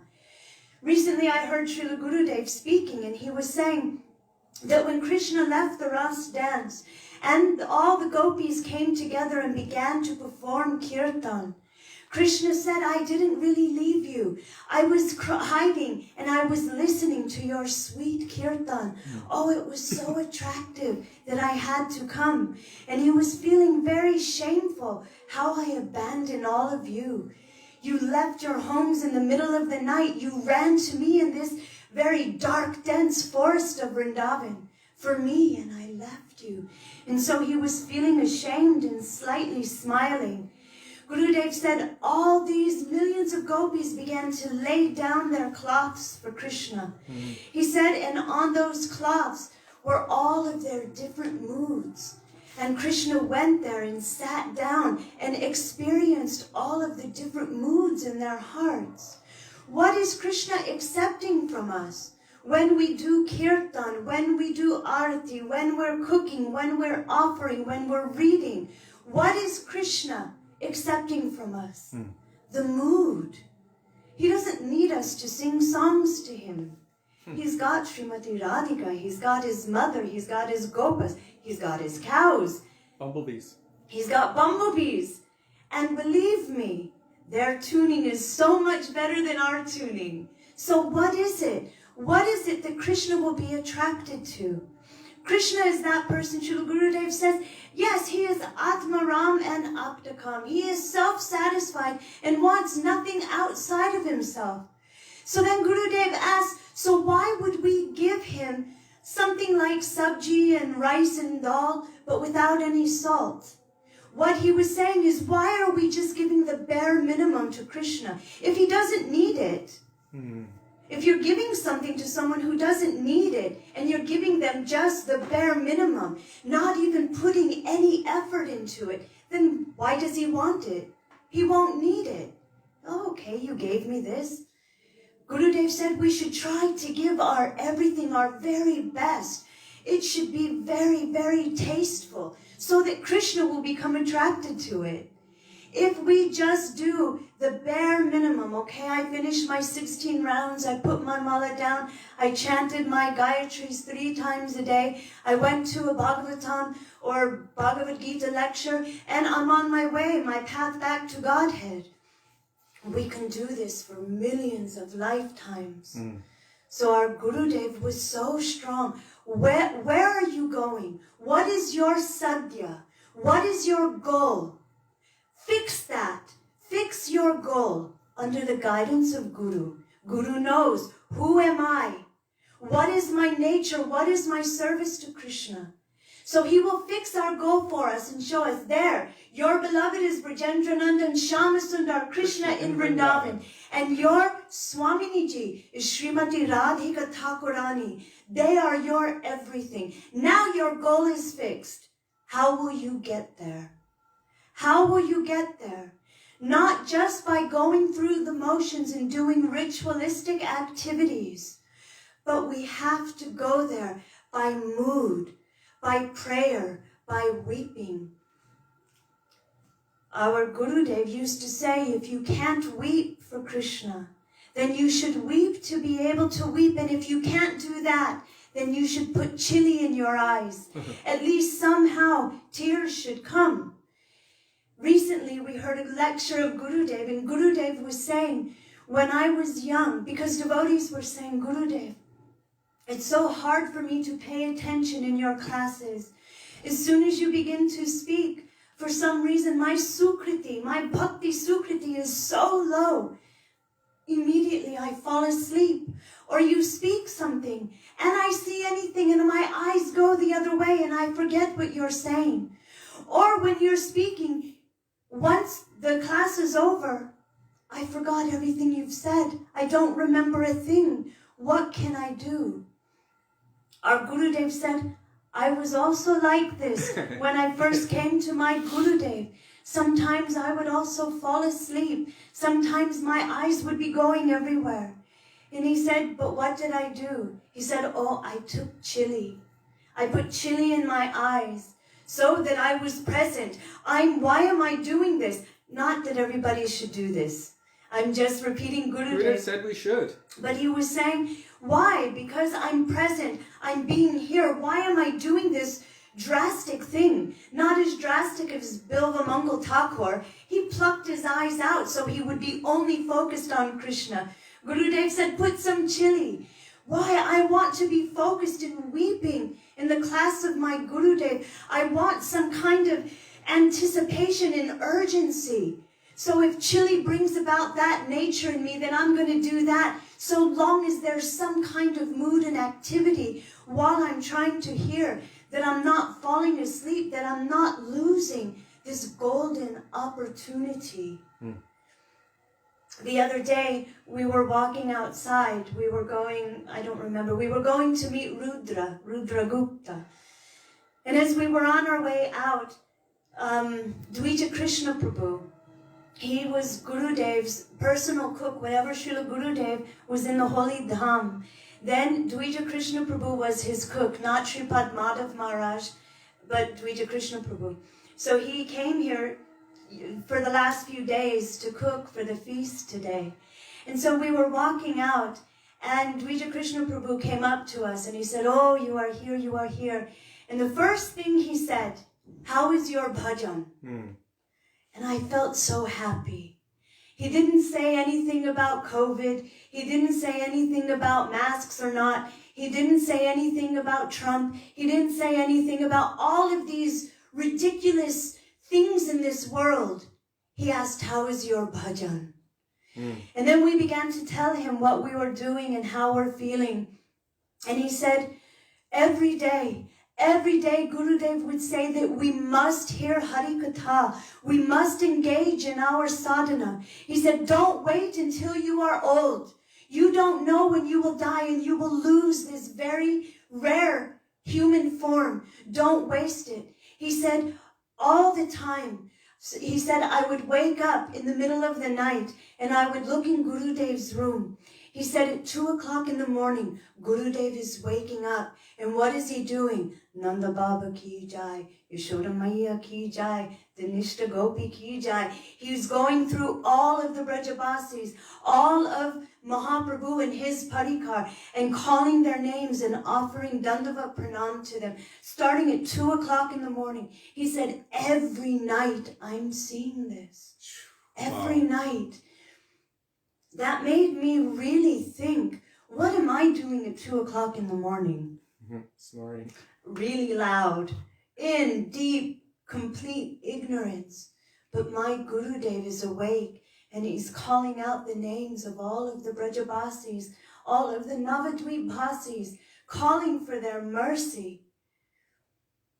if our Gurudevs, if our Guru Parampara are following such intense, beautiful sadhana, they don't need to. They're already perfect. But they are so attracted to Krishna. They are so attracted to the path of bhakti that automatically they wake up and they begin to call out the names of the beloved devotees of Krishna.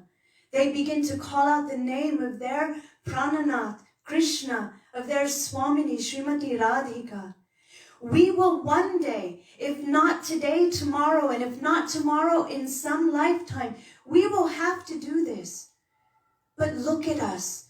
We have come under the shelter of such powerful generals in the army of Sri Chaitanya Mahaprabhu. We have come to our Srila Prabhupada. We have come to our Gurudev, Bhakti Vigyan Bharati Maharaj, Bhakti Pramod Puri Maharaj, Bhakti Rakshak Sridhar Maharaj, Srila Gaur Govinda Maharaj. We have come under the shelter of these Vaishnavas. Why should we wait? Why would we waste this opportunity when here and now everything has been laid out for us? Everything has been given to us. One devotee once asked Srila Gurudev, Gurudev, sometimes it seems that you are partial to some of your disciples. Can it be? Gurudev said, yes. Yes. And they said, but Gurudev, you're supposed to see all disciples as equal. He said, yes. Yes. Guru sees all disciples as equal. Yes. And they said, but how can you be partial then? He said, oh, those who are loyal and those who are following and serving so much, automatically there will be a relationship, a deepening. Just like Krishna, as one surrenders to me, how you approach me, I will also approach you. And then Gurudev explained, just like the sun is everywhere equally. It's not saying, oh, I'm only going to shine on their village, but not their village. Gurudev said it is equally shining. He said, but if some are staying in their house, can they blame the sun? No. They're not going in the sun. They won't receive the sun. They won't receive that sunlight, that life-giving sun. So Gurudev said, in the same way, when a disciple becomes loyal and when they follow Gurudev, we always say we're under the shelter of. What does that mean? A lot of times, we've heard our Gurudev and others say the umbrella. We are under the umbrella of Mahaprabhu, of our Guru Varg, under their shelter, under that umbrella. But think about an umbrella. An umbrella doesn't just follow you around. You have to hold on to it. You're holding on to that umbrella and it is sheltering you from everything else. And if any wind comes, if any storm comes toward you, you hold on even tighter. You don't let go. You don't think, okay, I'm just going to... You hold on. You see everyone in the street. You don't need to have tattva for this. The moment there's a storm and the wind starts blowing, you hold on tighter. You pull it even closer to you and you start running. That means that when there is any difficulty on our path, when there is any difficulty in our lives, we don't let go. We hold on tighter to that shelter, to the moods, the conceptions, and the teachings of our Gurudev and our Guru Varg. I was watching a morning walk with our Gurudev, and one devotee said to Gurudev, oh, I was just recently in Gokul, and all Gaudiya Mats got together there, and they decided to do a very beautiful Puspanjali offering for the appearance of Srila Bhaktisiddhanta Sarasvati Thakur. And one Gaudiya Vaishnav sannyasi stood up and began to say some things about Saraswati Thakur. He was saying that he gave names to sannyasis according to different varnas and ashrams.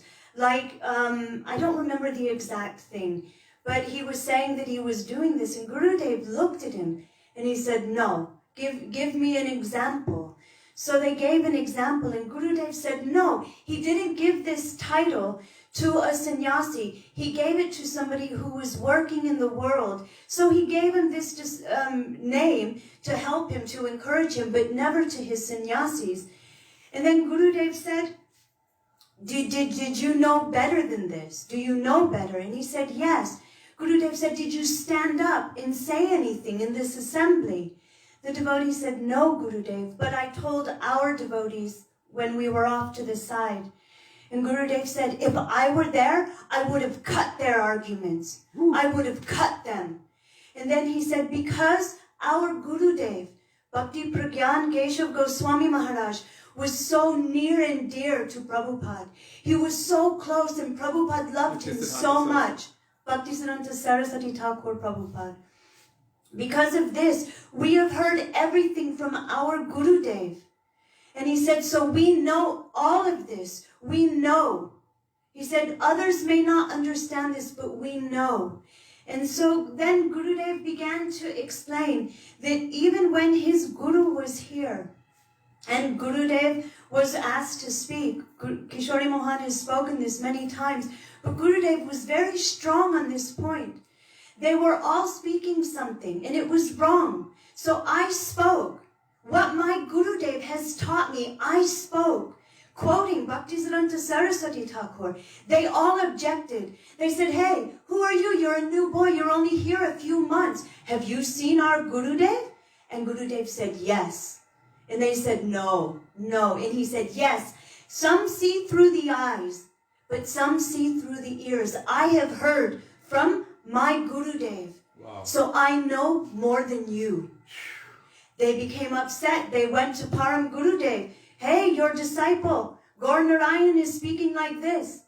Param Gurudev said, yes, he is right. He is right. So one of our duties is to uphold the teachings of our Gurudev. He didn't come here just to be beautiful and sweet and charming. He came to remove so many obstacles from our path, from this path to our eternal beloveds.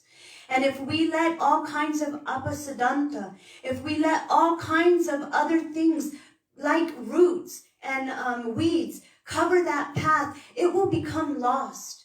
We know that after the time of Srila Rupa Goswami, even Narottam Das Thakur, there was a very dark time.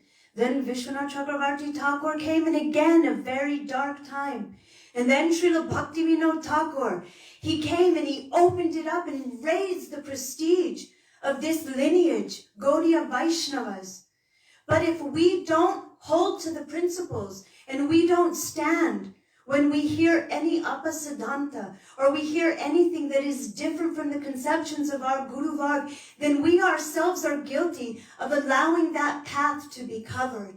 It is our duty as disciples to be able to stand and say, no, this is not what Guru Dev is preaching. This is not what Shastra says.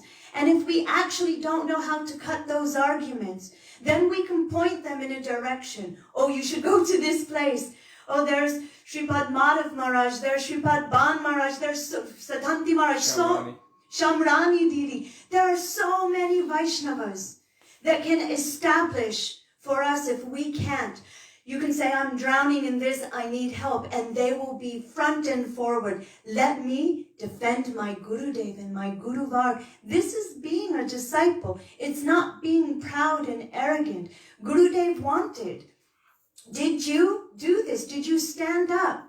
Gurudev once told one of his darling daughters, her name is Damodar Priya. He told her, I want that you should be like a lion. Don't be like a kitten. Meow, meow, meow. You should stand up and roar. She was going to law school. And Gurudev, he loved how bold she was. And he would tell her to stand up and she would just speak from her heart. And Gurudev wanted all of us, sons and daughters, to be so bold and so strong. What do you say about Srila Bhaktivedanta Narayana? Oh, in this context, when he was speaking about this, he said, Bhaktivedanta Narayana would never speak these things. Because the devotee said, many Gaudiya Vaishnava acharyas and sannyasis came. He said, Bhaktivedanta Bharati Maharaj, do you know? Do you know who he is? And then Madhav Maharaj said, Bhaktivedanta Madhav Maharaj, his shishya, his disciple. And Gurudev said, yes. He said, Bharati Maharaj can never speak Apasiddhanta. Wow. And I was like, ah! It was just so beautiful, like a confirmation. We got really excited. Another thing I wanted to share today is today I was thinking about our Gurudev and so many Guru Sevaks. And I just wanted to mention, many devotees think that, oh, unless I've actually served the body of Gurudev, unless I have really been in his vicinity, I can't serve him. I have no hope. I'm hopeless. We like to wallow in that because that's what we've known. We've only known disappointment. Lifetime after lifetime, we've known disappointment. So we kind of gravitate toward that. Oh, I'm helpless. I can't do anything. I only saw Gurudev a couple times. Or we have so many excuses to be weak.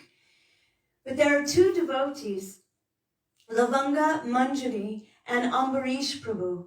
They never met our Gurudev, not in a very personal way. They may have seen him a few times, but they never became close to him. But they've been doing Gurudev's audio seva. And they have been so enthusiastic, so fired up to serve the Vani of our Gurudev, that when I remember, because today I was thinking of all of Gurudev's sevaks and trying to honor them by my heart and my mind, and they keep coming up. They are my Gurudev's sevaks. They are serving Gurudev day and night, collecting disciples, collecting money, collecting anything to utilize in the service of Gurudev. And I wanted to mention that because now it's not just today, it's the centennial. Devotees are going to be celebrating this 100-year anniversary of our Gurudev descending in this world for the full year. And all of us can do something. All of us can do some kind of seva. But I know that Vani, that what Gurudev wanted to give all of us is really, really important. And if that were lost, if they didn't do this seva, it would be gone forever. So we are really wholly and completely indebted to all of Gurudev's sevaks. But we should really begin, like today, to make a vow. From today, I won't be complacent. My Gurudev descended on this day. He descended from that eternal spiritual realm. Why? Out of beautiful, kind, compassion, and mercy, to give me relationship to Krishna, to awaken what has become ice. My love should spontaneously be flowing to Radha and Krishna, and it has become like ice, hard and cold, because it is in the wrong environment. And Gurudev came and he melted our hearts. But if we're not following, if we're not endeavoring to accept what our gurus have come to give us, then we will slowly become rigid until we are ice again. And we can do this lifetime after lifetime after lifetime. So we have an opportunity. My Gurudev came and awakened this in my heart. He gave me Harinam. He gave me Diksha. He gave me Harikatha.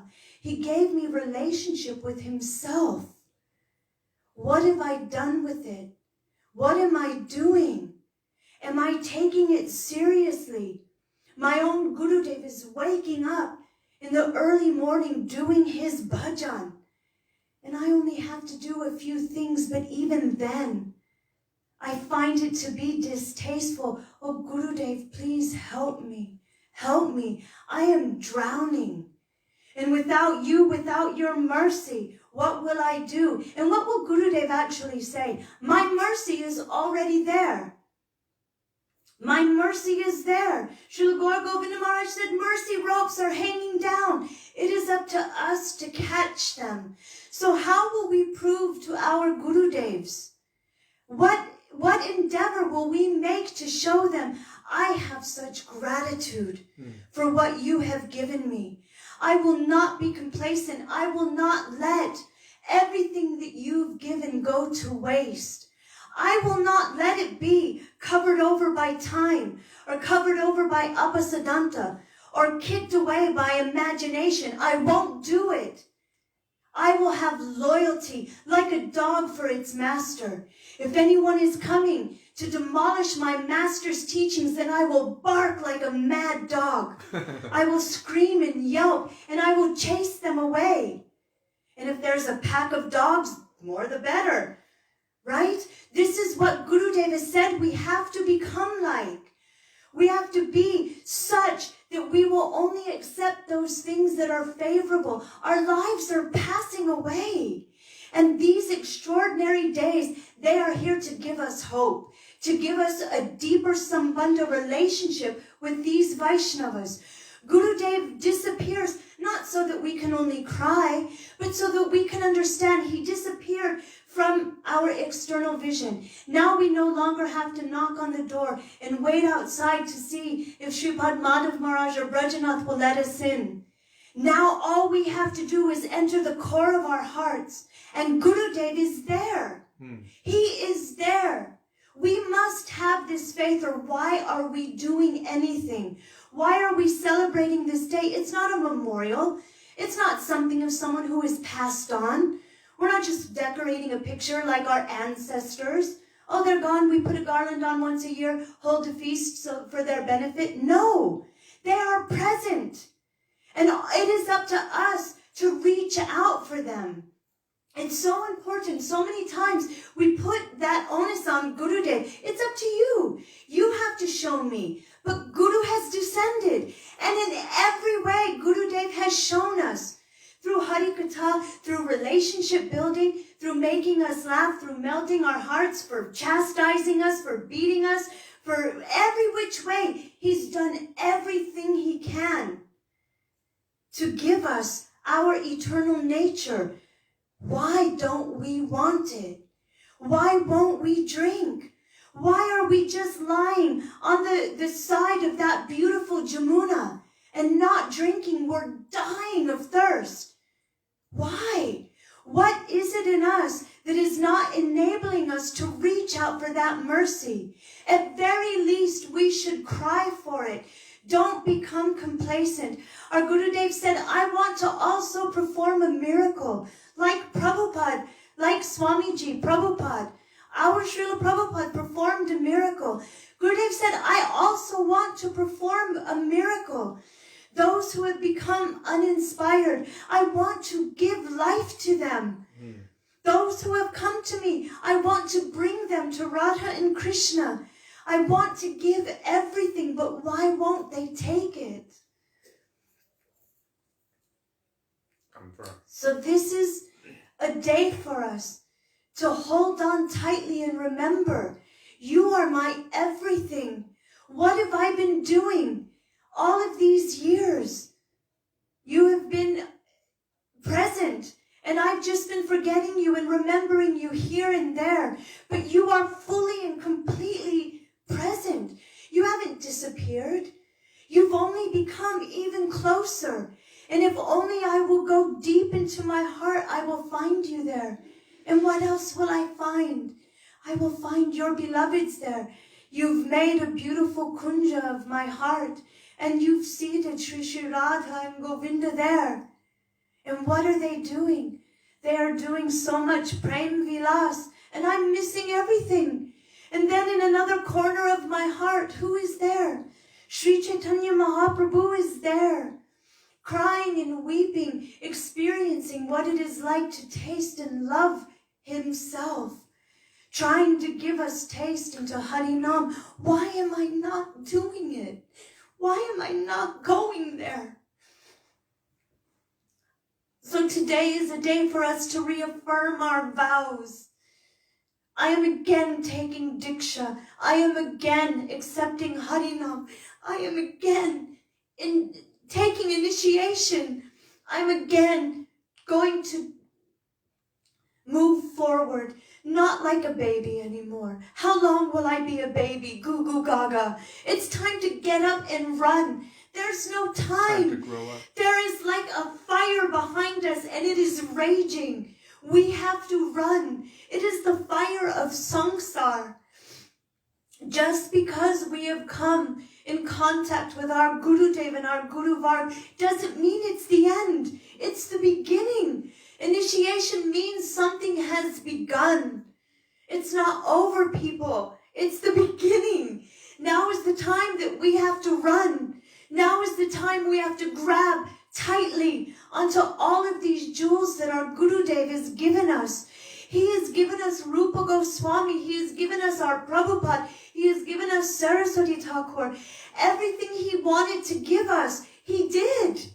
He did. He didn't hold back, and he was blasted by so many.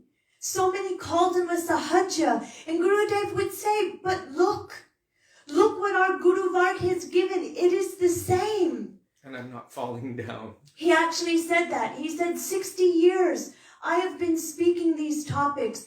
He said, I have not fallen down. Rather, in 60 years, I have gone, so high. He's gone so far. Srila Gurudev used to try to give us the topmost, but he would always say, but be where you are. Be where you are, but don't become complacent. I want to give Kishori 5 minutes. I know I didn't tell so many stories. Keep going. I've got every day. One thing, when Gurudev was speaking about loyalty and about Gurudev's partiality, one devotee started to speak about Srila Trivikram Maharaj to him. And they were all joking, and Gurudev said, one devotee said, Gurudev, one time in Navadvip we saw Trivikram Maharaj, he grabbed the mic from you and he said, if Srimati Radhika were so great, if she were Krishna's greatest beloved, why does he leave her to go to Chandravali? And then he gave the mic back to Gurudev, and Gurudev started laughing because he was just setting the scene for Gurudev to be able to speak on these topics. Sometimes he would seem as though he was going against Gurudev, but he was actually feeding the fire of Gurudev's love for Radha and Krishna. But the devotees were asking Srila Gurudev, one time Param Gurudev told Trivikram Maharaj to go and buy some shoes. And the first pair, second pair, up to 10 pairs, he wouldn't accept.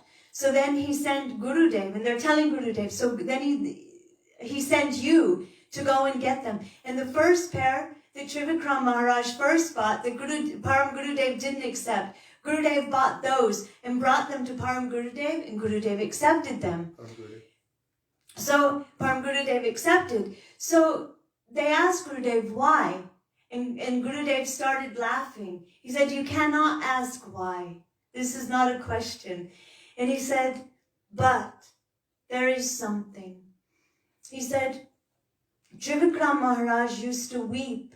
He used to weep and tell me, you gave your head, you gave your life for Gurudev.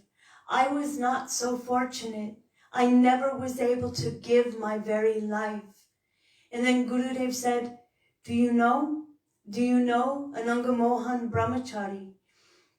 And he began to tell how he had, this Ananga Mohan brahmacari had tuberculosis, and Param Gurudev was taking care of him. And then Gurudev said, Gurudev, you have so many important services. I will take this seva. So Ananga Mohan brahmacari was vomiting blood. He was passing blood. And at this time, this is back in the 40s, 50s, you couldn't really get rid of that thing so easily. And so Gurudev, knowing that he could most likely lose his life, he was about to die, literally. He caught tuberculosis, but he did that for the service of his Gurudev. He did that for the pleasure of his Gurudev. Even though he cared about this brahmachari, he didn't think that he was such a high-class devotee. He actually said that. I didn't know who he was. I knew he was very dear to my Gurudev and that his singing always pleased Gurudev. But he saw that his Gurudev was doing this seva and he thought, we can't do this, and Param Gurudev could also get tuberculosis. So he risked his life and he caught tuberculosis. This is literally giving his life for his Gurudev. And so Trivikram Maharaj would say, it is because of this that Guru Maharaj loved you so much. I was not able to give my life. I was contemplating this the other day. To give your life. Now, Gurudev is always asking us to give our life. Give me this one life. Give me this life. And we think that, oh, just chanting our rounds, doing our sadhana, we're giving our life. But really, what does it mean to give our life? That anything that Gurudev wants of us, he can take us like a beautiful flower. And anywhere he wants to put us, whatever he wants to do, Gurudev can do. This is giving our life in his hands. How many of us can do such a thing? How many of us could give literally our lives serving one of our God brothers or God sisters for the pleasure of our Gurudev? We may be able to do it directly for Gurudev, but what if it was for the disciple of our Gurudev? Knowing that it would please him for that purpose, that would be very difficult.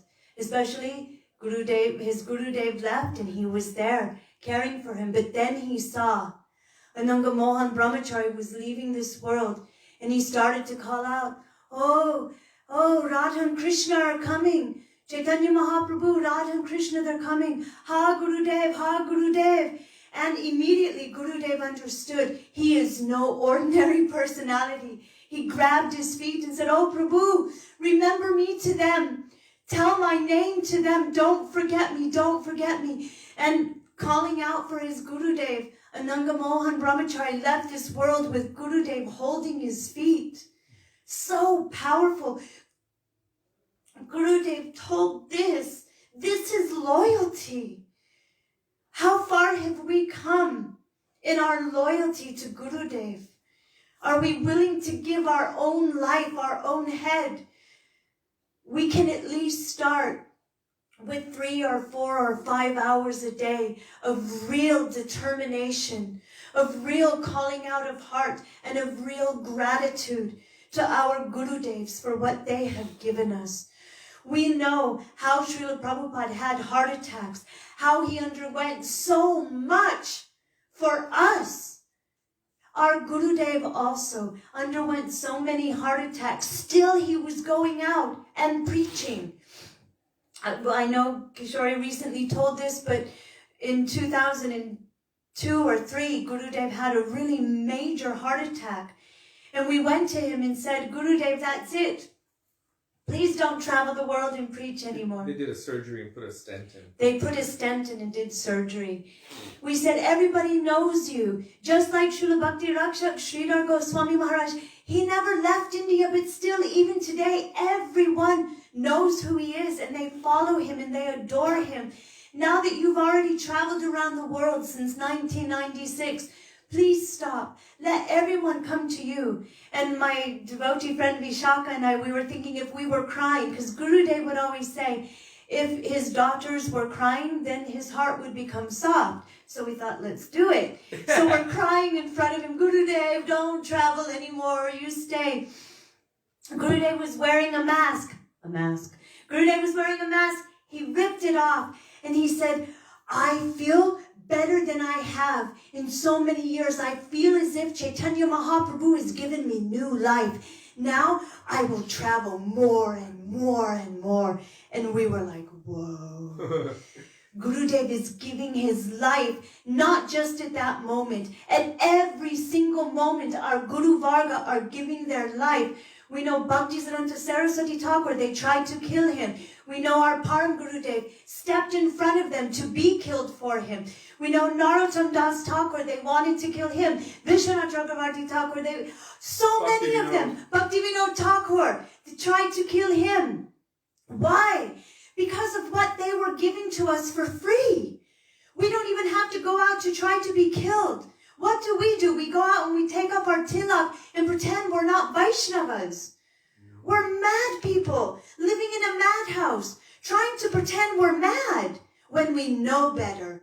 We're taking the mad medicine and taking the medicine that our Gurudev wants us to take. We're not taking our Harinam. We're not taking our mantras. We're not taking tilak. We're not entering into the family of our Guru Varg. We try to go and take the madness of the material world. We meditate on it. We regurgitate it. And we give it to other devotees. Why? Who cares? It's Kali Yuga. And guess what? It's going to get worse. It's not new. It's in Bhagavatam. It's there in his teachings to Uddhava. Everything is there. It will get so much worse. People will be eating their babies, will be living underground. It will become so much worse. Why focus on that? We have been given the absolute cure. But not only the cure, because Harinam, we could have that in any age. But what Chaitanya Mahaprabhu wanted to give, imbued with mood, with bhav, with prem. And how do we chant this name? With mood, with bhav, with prem. What is my goal? What is my destination? Who is my Ishtadev and Ishtadevi?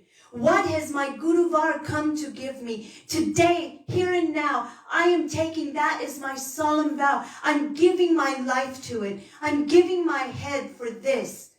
I'm giving it to my mantras. I'm giving it to my Harinam. And if it's only for a short amount of time, so what? Give your life to it. Make it count. If we only have 5 minutes of the day, then make that 5 minutes your very life and make it count. Give your time, your tears, your energy, your screaming, your pathetic mood of heart to cry out for Gurudev's mercy. Give it, all of it. And what will happen? Mercy will begin to pour on your head and you will see it everywhere. And then you will see how everything around you has been arranged directly by Gurudev to help us to turn toward Krishna, to stop turning toward the muck, the stool of this material world. Everything has been arranged, but we get so caught up and lost in it that we forget who we are, what we have been given, and we get caught up in that stool and we're stinking and swimming in it. And we try to pull others in our stench. But Gurudev is coming in again and again, pulling us out. And thank God, Krishna says, you will never lose anything. You will not lose it where you have come to. You will pick up again. So if we have fallen in that stool, we can climb out of it and again run on the path of bhakti. First, maybe bathe a little bit in the Harikatha of Vaishnavas, in the Sangha of Vaishnavas, to reawaken, to re-spark the spark that is already there, to show us it's not gone. And then we can again run with Utsaha, Nishtaya, and Daryat. This is what our Gurudev wanted. He didn't want us to come and to tell how cute he was, how beautiful his blue eyes are, and how he would do these things with his fingers, and how his beautiful walk was and his skin was golden, and how he would smile and raise his... These are all beautiful, yes, but that's not what he's come to give. That is relationship building. That is what makes us attached to him. But why does he do that? So that we will be attached to his Harikatha, so that we will be attached to who he is attached to. That's what he has come to give. He doesn't want us to be attached to him. He wants to take us and offer us to his beloved. He wants to take us and offer us to his Gurudev, and he will offer us to his Gurudev, and all the way up to Sri Radha and Krishna. Tell what happened when you gave him that magnolia. When I went in for initiation, it was only me in Los Angeles. And so I thought, what will I do? I have to impress him somehow. So I thought, I'll bring a magnolia, a beautiful smelling magnolia. It's like a white lotus flower that grows on a tree. So I thought, I'll bring that for Gurudev, for Param Gurudev. So and I practiced saying, Bhakti Pragyan Keshav Goswami Maharaj, Bhakti Pragyan, because I thought I want to know Param Gurudev's name. I want to do this right. So I went and I brought Gurudev's nearest and dearest with me, Champaklata, Kishori, Prabhu, their family, and they were carrying platters of fruit on their heads, and Gurudev was laughing. And then I came with my flower and I said, this is for Param Gurudev, Srila Bhakti Pragyan Kesava Goswami Maharaj. And Gurudev looked, he said, oh, and he took it so beautifully, like it was so precious. And he said, I want to make your heart like this, so soft, so fragrant and pure. And I will take your heart and I will offer it at the feet of my beloved. And then he went to the altar and put it at the feet of Param Gurudev. This is what Gurudev wants. Guru Bhakti it's something that we should have. Guru Nishtha is our foundation. But we are not here to have Guru Prem. This isn't what Gurudev wants. Naturally, there will be love and affection for our Gurudev. But he will take that because he wants nothing from us. He's so beautiful, so charming, so rasik, so lovely and compassionate and kind, so that he can attract us and offer us to the feet of Radha and Krishna into the service of Srimati Radhika. He doesn't want our love. What will he do with it? What will he do with it? That's the only business that he has coming to this world, is to collect so many manjaris and flowers and to take them and offer them to Radha and Krishna. And if we can do that service for Gurudev, helping him to make ourselves qualified, then Gurudev will be pleased. Then this will be his service and mercy will come. Our Srila Bhaktivedanta Swami Prabhupada said, what is the need of so many twinkling stars in the sky? One moon is sufficient. We should all endeavor to become that moon for our Gurudev. Means that we will become disciple. And today is a day where we can reaffirm, I'm not going to be complacent. I'm not going to let all that hard endeavor of you who has manifested our entire Guru Parampara to me, I'm not going to let that go in vain. I'm not going to take the name of the Lord in vain for my own name and fame, or let it go in vain, meaning just let it slip away. I won't do this. Sri Krishna has manifested as Gurudev to give us relationship to himself. Sri Gurudev is Krishna in our life telling us, I want you to come to me. Don't stay in this world of suffering anymore. It's an illusion. You think you're happy. You think you're sad. You think you have children. You think you have parents. You think all of this. You think you have a husband and a wife and a girlfriend and a boyfriend. In your next life, you may have piglets. You may have puppies. You may have cows. You may have roaches. You can have so many different illusions. Why stay like this? Come to me forever. As Srila Bhakti Rakshak Sridhar Maharaj quotes, you were born of nectar. You are made of nectar. And you shouldn't allow yourself to taste or be cowed down by anything but nectar. So however lost you have been, however lost to the path of love you have been for the time being, he says, awake, arise. Now is the time. That what you are searching for, it exists. It exists, and it is within your own heart. You cannot but have it. It is yours. So awake, arise, and search for that reality, for Sri Krishna reality, the beautiful. That is what they have come to give us. That is why Krishna sends them to this world. I am sending you my mercy, so condensed, so full, so independent, where I say that as you come to me, I will come to you. That's negated now. Now I've sent you my mercy form. And wherever Sri Guru is looking, they are becoming touched. They are getting sukriti. Wherever Gurudev places his hand, wherever his feet walk, become a holy tirtha. Wherever he is giving harikatha, that becomes a place of pilgrimage. Krishna is showing, I will give everything from them. Everything they are doing because they are full of mercy. Drink it. Take that mercy. Why are you waiting? Why are you trying to find happiness in this world? Nothing here is yours.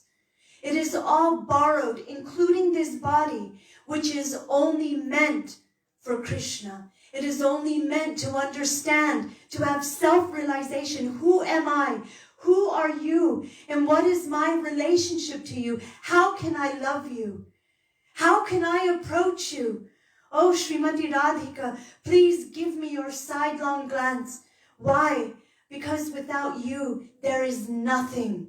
There is nothing. You are everything. How do I know this? Because my Gurudev told me. My Gurudev told me what to aspire for. So even if Dwarkadish Krishna comes in front of me, even if Sri Ram comes in front of me, Mathuresh Krishna, I won't go there. I don't want to go where my Swaminiji is not present.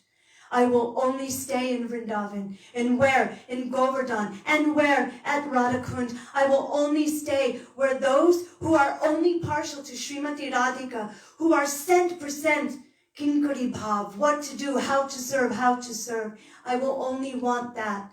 This is the mood of our Guru Varga. How to serve, Kinkari Bhav. It means what to do, what to do. What seva is there? They come with this mood. You never see them wasting time. You never see them complacent. We become bored because we forget we should be chanting and connecting and realizing who is Krishna, who am I. They know, so they never waste time. They have life, and they have come to give life. So today, on this... Don't you have more? We have more stories for tomorrow. On this most auspicious day, I think you should tell something. On this most auspicious 100-year anniversary of that tsunami of mercy entering into this world, I pray that I will also be caught up and drowned in that beautiful tsunami of the love and the affection of my Gurudev. My Gurudev is an ocean of mercy, and everything that he's come to give, everything that he wanted to give, he said, I have already done. And I pray to his lotus feet and to the lotus feet of those who are near and dear to him, please let me want that. Please give me the desire to desire what my Gurudev has come to give me. And the one thing that I need to do is I need to offer my most heartfelt and sweetest pranam to the feet of Brahm Kishore Prabhu, Champak Lata Didi, Anuradha and Kishori, because they are my Vartma Pradarshik who brought me to Gurudev. Gurudev said, can you ever repay those who have brought you to your Gurudev? He said, never, never. You can never repay them. So today, because they are the ones that brought me to that beautiful ocean of mercy, I offer my pranam to them again and again and again. And I do pray for their association birth after birth. They have the association of Srila Prabhupada, of Srila Bhakti Rakshak Sridhar Maharaj, and of our Gurudev and Srila Bhakti Vigyan Bharati Maharaj. So they are my real well-wishers. They are my true friends, and they are the most dear to my heart because they gave me everything. So my pranam to them and to all of you for giving me an opportunity to speak something about the glorious beauty of our Gurudev and our Guru Parampara, and to remind myself that every moment is my initiation. Every moment I have a chance to reach out for the mercy of my Gurudev and hold it tight, or I can let go and drown in samsara for another eternity. Please hear my prayer, Gurudev.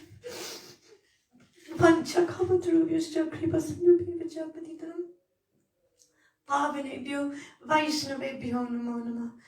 Thank you, dear Vaishnavas. Thank you, thank you.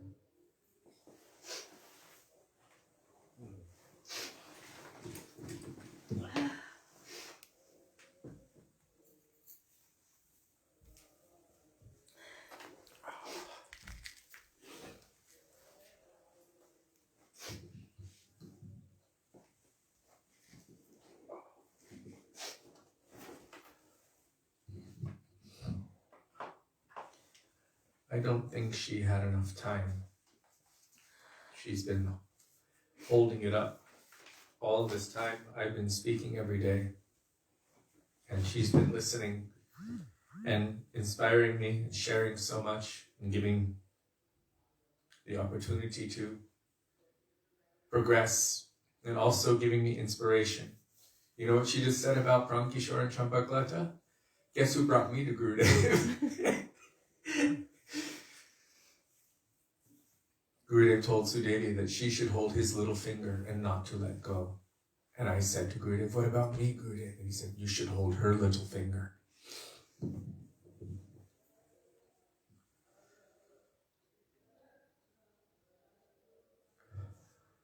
Many times he told me, you should be strong like her, be bold like her, follow her.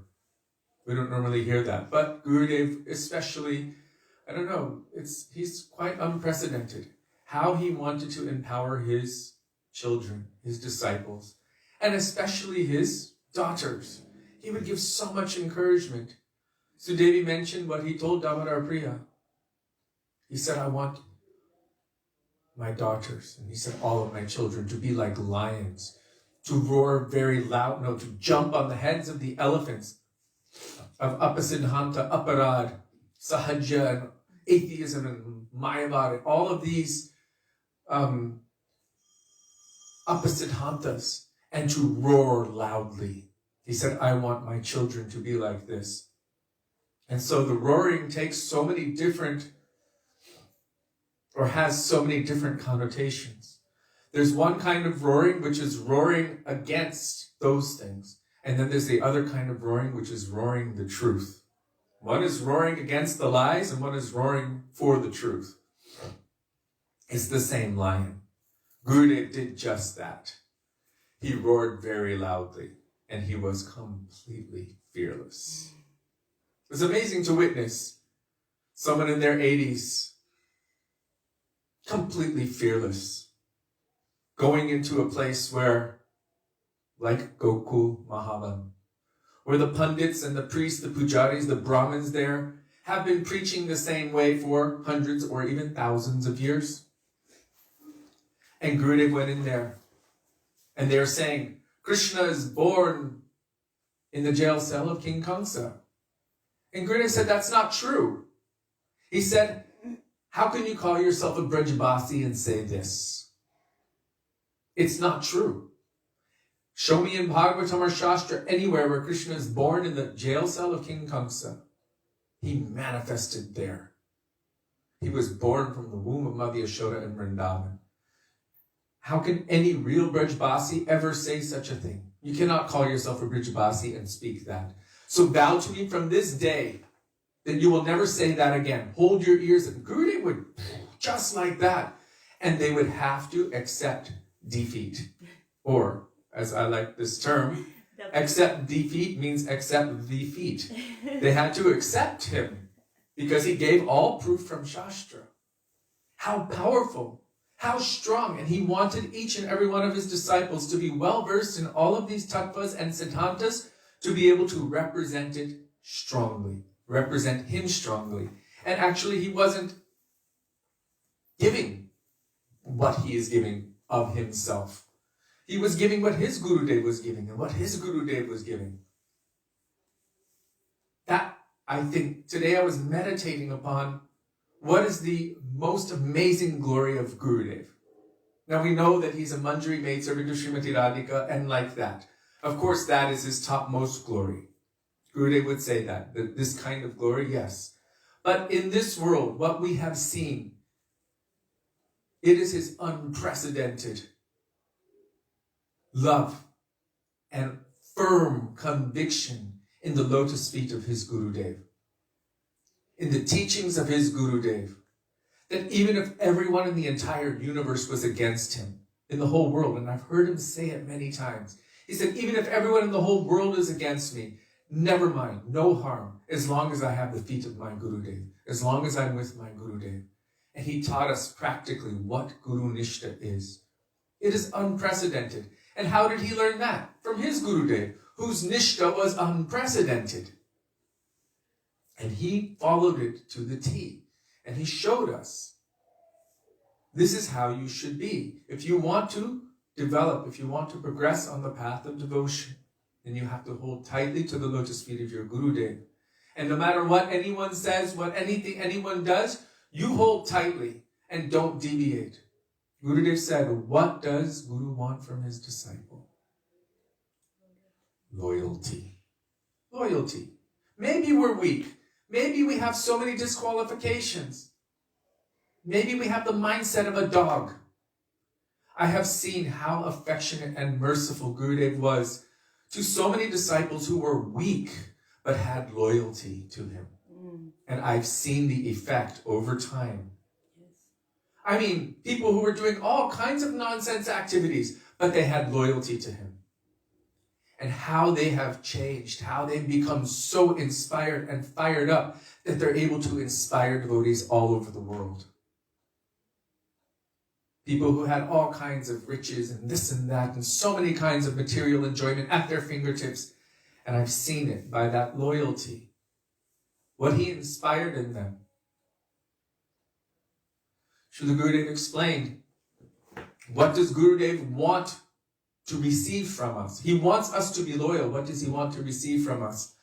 Only the most valuable thing that we hold dear to ourselves.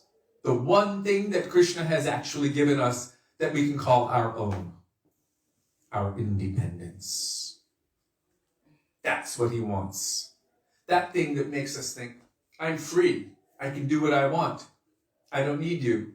I'm my own person. That thing. That most prized possession of ours. Gurudev said, this is a disciple. One who gives their independence to their Gurudev. That I am giving myself. I am surrendering myself at your lotus feet. And how can he say it? How can he tell us that? Because he has done it. When he fell at the feet of his Gurudev and said all of the attachment, all of the relationship, all of the bindings that I had in this world, to my friends, to my family, to my wife, to my children, to my home, to my position as in the police force, to all of that, I have now collected in one point, and I am offering at your lotus feet. He said when he spoke like that and fell at the feet of his Gurudev and offered everything, he said tears came to the eyes of his Gurudev. And he said from that, he was able to be successful in his preaching all over the world. When we would sit in class in front of him, he would tell us something quite interesting. He would say, don't be distracted here and there. Don't be doing this, thinking that, doing that. I was listening to a lecture today, and you hear Gurudev stop. Oh, my daughters, my darling daughters, don't talk together. Just give me even 10 more minutes. Wow. Don't do. He's like, don't lose this time. And then he would say, give me all of your senses. Full absorption. All of your senses. Focus it on this Harikatha. And as Sudevi said, Gurudev would say, what I'm giving now, if you do not accept it, it can be lost to the world forever. He said in 100 or 200 years, it will be hardly found anywhere.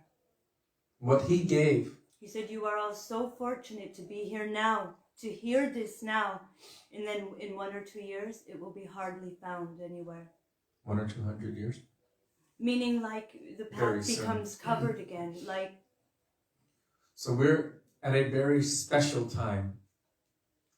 The time after Chaitanya Mahaprabhu, in the line of Rupa Goswami.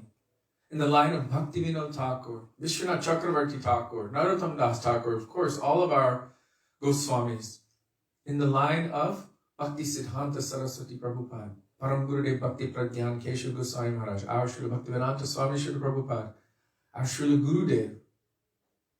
It's unprecedented. Can you tell what you heard from Gurudev about the condensed? Gurudev is that condensed form of all of those acharyas. You just heard it. Gurudev said that when he would sometimes hear his Gurudev speaking about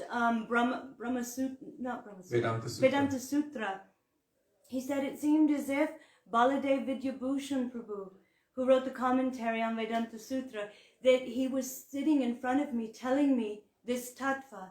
And then sometimes when my Gurudev was speaking about different tattvas like Bhakti tattva and Jiv tattva, he said it seemed as if Jiva Goswami, who gave the Satsandarbhas, was sitting in front of me and giving me this Harikatha.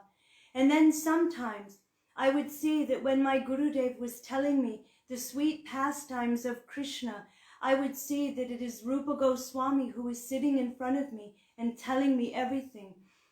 He said that Gurudev, Sri Guru, means that Guru Tattva, the real Sri Guru, he said, is the divine medium, like the mouthpiece, everything that is coming from our Guru Parampara, that Gurudev is actually manifesting what they are giving. He is the divine medium of everything they want to say. Srila Bhaktivedanta Thakur confirmed this. He said the current Acharya is the sum total of all previous Acharyas combined.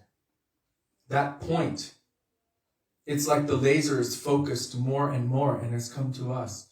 What our Gurudev has given is unprecedented.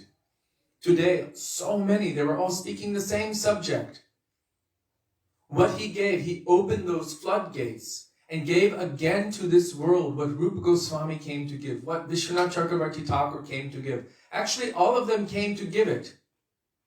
All of them came to give it, but so much jungle clearing was necessary. And our Gurudev decided, they've already spent so much time clearing those jungles.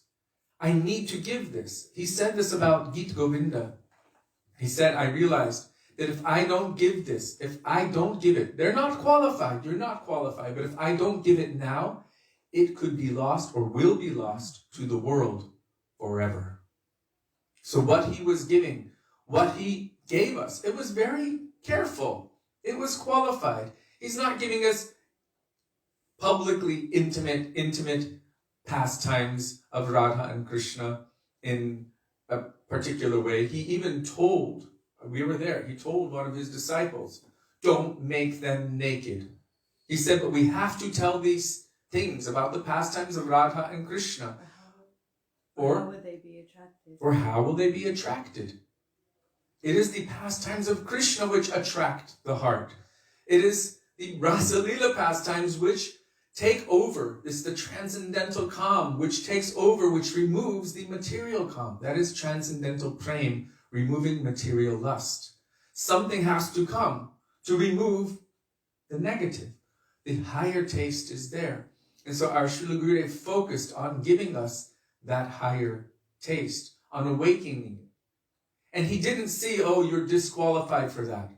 What is the qualification for greed, he would say. And I know we've spoken about this so much, but what is the qualification of a dog to have rasamalai from the shop?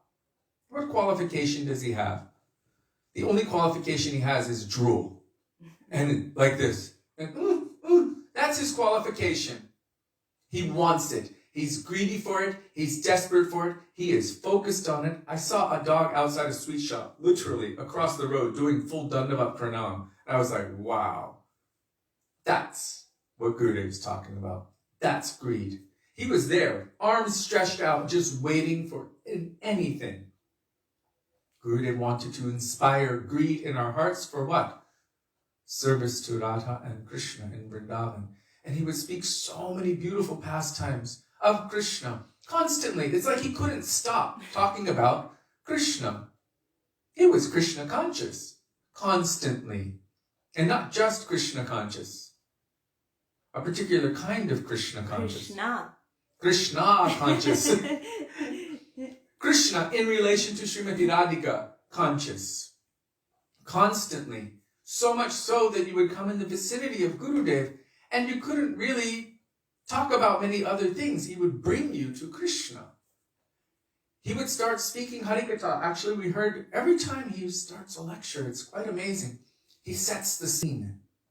So, you say, now come with me. Now we are on the banks of Jamuna.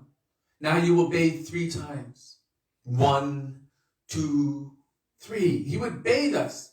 And he'd say, now, Mahaprabhu is here sitting at Imlitala underneath this tree. And there he's remembering the sweet pastimes of Radha and Krishna. And he's becoming blackish. Yeah, Mahaprabhu was starting to become blackish. He would set the scene and bring us and take us away. Leave everything else you have and come with me, he would say. And he would bring us, he would transport us. And then awaken something in our hearts, a greed. But really, what did he want to awaken within our hearts? What kind of greed? For one thing and one thing alone. Something quite exclusive, not even for Krishna. Like Sudevi said, if any form of Krishna were to come and stand in front of you, Ram, Narayan, Narasingha, even Dwarkadish Krishna, Mathuresh Krishna, any other form of Krishna, come on. Come join my sweet pastimes. What would you have to say? Be very careful. Gurudev told us personally. We were there personally with Srila Gurudev in the house of Janaki and Mukesh in Boise, Idaho. And we were all sitting together, just us 4 at his feet in that little den where the piano was. And he told them, first he told them, he said, you should be very careful. Krishna is so sweet, so charming, and his nature is that he is a thief. If he sees any sweet heart, immediately he will want to steal it. So you should be very careful. If you ever see any murti or picture of Krishna, or if Krishna ever comes before you, you should never address him as Krishna, because he diagnosed the nature of their atmas, that they are Ram Bhaktas. He said, you should only ever address him as Ram. Hey Ram, you have manifest in such a beautiful form as Krishna. Jai Ram, Jai Ram. Then he looked at me and Sudevi, and he said, oh, and you should be very careful. Ram is so beautiful, sweet, handsome, strong, charming, and majestic. Immediately your heart will want to run to him. So you should be very careful. If you ever see any picture or murti of him, or if he manifests before you, you should never address him as Ram. You should say, oh Krishna, you have appeared in such a beautiful form as Ram. Jai Krishna, Jai Krishna. What kind of one-pointedness was he teaching? Exclusivity. And this is proven by all of the teachings of all of our Guru Varga. It is proven by Raghunath Das Goswami especially. He doesn't even want the position of being a gopi friend of Srimati Radhika. What does he say? Padabjaryastava vinavaratassameva. Sakyayate mama namostu namostu nityam. Again and again I'm offering pranam to the position as being one of your gopi friends who have some tendency to also meet with Krishna personally. What do I want? I don't want that. I'm offering pranam to that position. What do I want? Dasyayate mama rasostu rasostu satyam. The only taste. Rasa, rasa astu, rasa astu. Only that. My only desire is to be your dasi, your maidservant. That is my only desire. How exclusive is that? Devaki posted Shamasundar. And if Krishna were to come and stand in front of you, even Braja Krishna. No, the maidservants of Radhika are completely partial toward Srimati Radhika. Gurudev would sometimes say leaning toward her, but no, very, very partial to her. And if he stands in front of you and says, look, How beautiful, how sweet, how charming, how heroic, how amazing am I? Come on. Come on. Come on. Shyama Sundar Shikanda Shekhara Smeraha Samurali Manohara Radhika Rasikamang Kripanidhe Swapriya Charana Kinkarin Kuru. Oh Shyama Sundar, oh you who has the peacock feather and a gentle smile, who's putting his flute to his lips. If you can grant me anything, I only want one thing. If you can give me something, then this is what I want. Please make me a kinkari, what to do, and maidservant at the feet of your dear most beloved. Who is that? Srimati Radhika. Shyama Sundar Shikanda Shekhara Smera Hasa Murali Manohara Radhika Rasika Mang Kripanidhe Swapriya Charana Kinkarin Kuru. Gurudev wanted to awaken in all of our hearts this mood. What is the speciality of that mood? Again and again and again, he impressed within us. That is Rupanuga. That is Rupanuga. Rupa Goswami has glorified all of the different pastimes, even the Dwarka pastimes. He was given that instruction by Satyabhama herself to separate the Dwarka pastimes from the Braj pastimes, that they shouldn't be mixed. Why? Because that would be rasabhas. It's actually incompatible. They are two separate kinds of leelas. So he was given that instruction. So he separated. We sang that bhajan today, Yang Kali Rupa Sharira Nabharata. Nirakira Hangsana Pana Vidayana, Kona Pratak Karipayata, Kosab Tyaji Bhaji Vrindavana, Kosab Granta Virachita. Like a swan is able to separate the milk from water, he's able to extract the essence, the nectar, and separate the things which are necessary to separate so that we can taste them individually. You know, Kishori? Kishori is really good. But Kishori means merge. It's all mixed together. But sometimes it's nice to be able to taste each individual flavor of everything. So Rupa Goswami was expert at being able to separate and delineate everything so that you could taste it. What this is. Oh, what is that? What is this? And then how to mix things in the certain proportions. Gurudev used to tell us how to make lemonade, nimbu pani. You don't just drink a cup of pure lemon juice. You take the right amount of lemon juice in the right amount of water with the right amount of sugar. And he would always mix something in, a drop of camphor or something, he would say. He even taught me how to make sweet rice. Yes, he taught Sudevi how to make sweet rice. He told her it shouldn't be too thick, like porridge, or too thin. He gave her all these little instructions how to make sweet rice. So, Srila Rupa Goswami, he separated everything and gave it to us in a way that we could understand and taste. And our Srila Gurudev did the same thing. For me, that was one of the most amazing things. When Gurudev presented, he presented everything in terms of tattvas. This is Krishna tattva, this is Radha tattva, Bhakti tattva, Jiva tattva, Maya tattva, Guru tattva, Vaishnava tattva, Prem tattva. All of the different essential ingredients which make up Bhakti. And somehow, through that process, it's easier to understand or assimilate to a certain level, depending on our own sukriti or lack of. But still, he separated everything in such a way that we could understand. And then he told us about what? Who would have known? Ko janata brajanita. Specifically, he was telling, what does that mean? And he was glorifying Rupa Goswami, but he also did the same thing. Ko janata brajanita. Who would have known about the moods and the ways, the methods with which the Brajabasis serve Krishna? Look in any of Gurudev's books. Listen to his Harikatha. How he's going deep into the moods of the hearts of the Brajabasis and their moods of love and affection and service to Krishna. He was able to see it, to detect it, to present it in a way that we might be able to digest something. And especially for what purpose? to attract our hearts, to awaken greed within our hearts, that yes, I want that thing. I want what you're speaking about. I don't know it yet, but I want it. And I've told this story before, but I want to share it because this is probably 1997.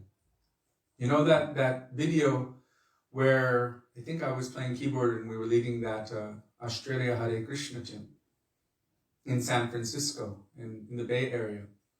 And Gurudeva would stop us and then tell, oh, now the gopis are searching for Krishna. It was like Rasa Leela was taking place in his vision during that tune, and he would stop us and say what kind of mood the gopis are calling out in. And then he would say, continue, and then he would stop us again, and then speak more about the way the gopis were searching for Krishna, like Gopi Geet manifesting in front of us.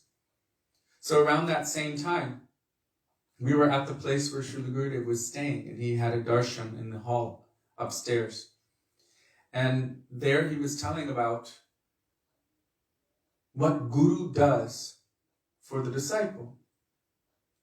And he said, once upon a time, he said, there was a young lady, and the time was coming for her to be married.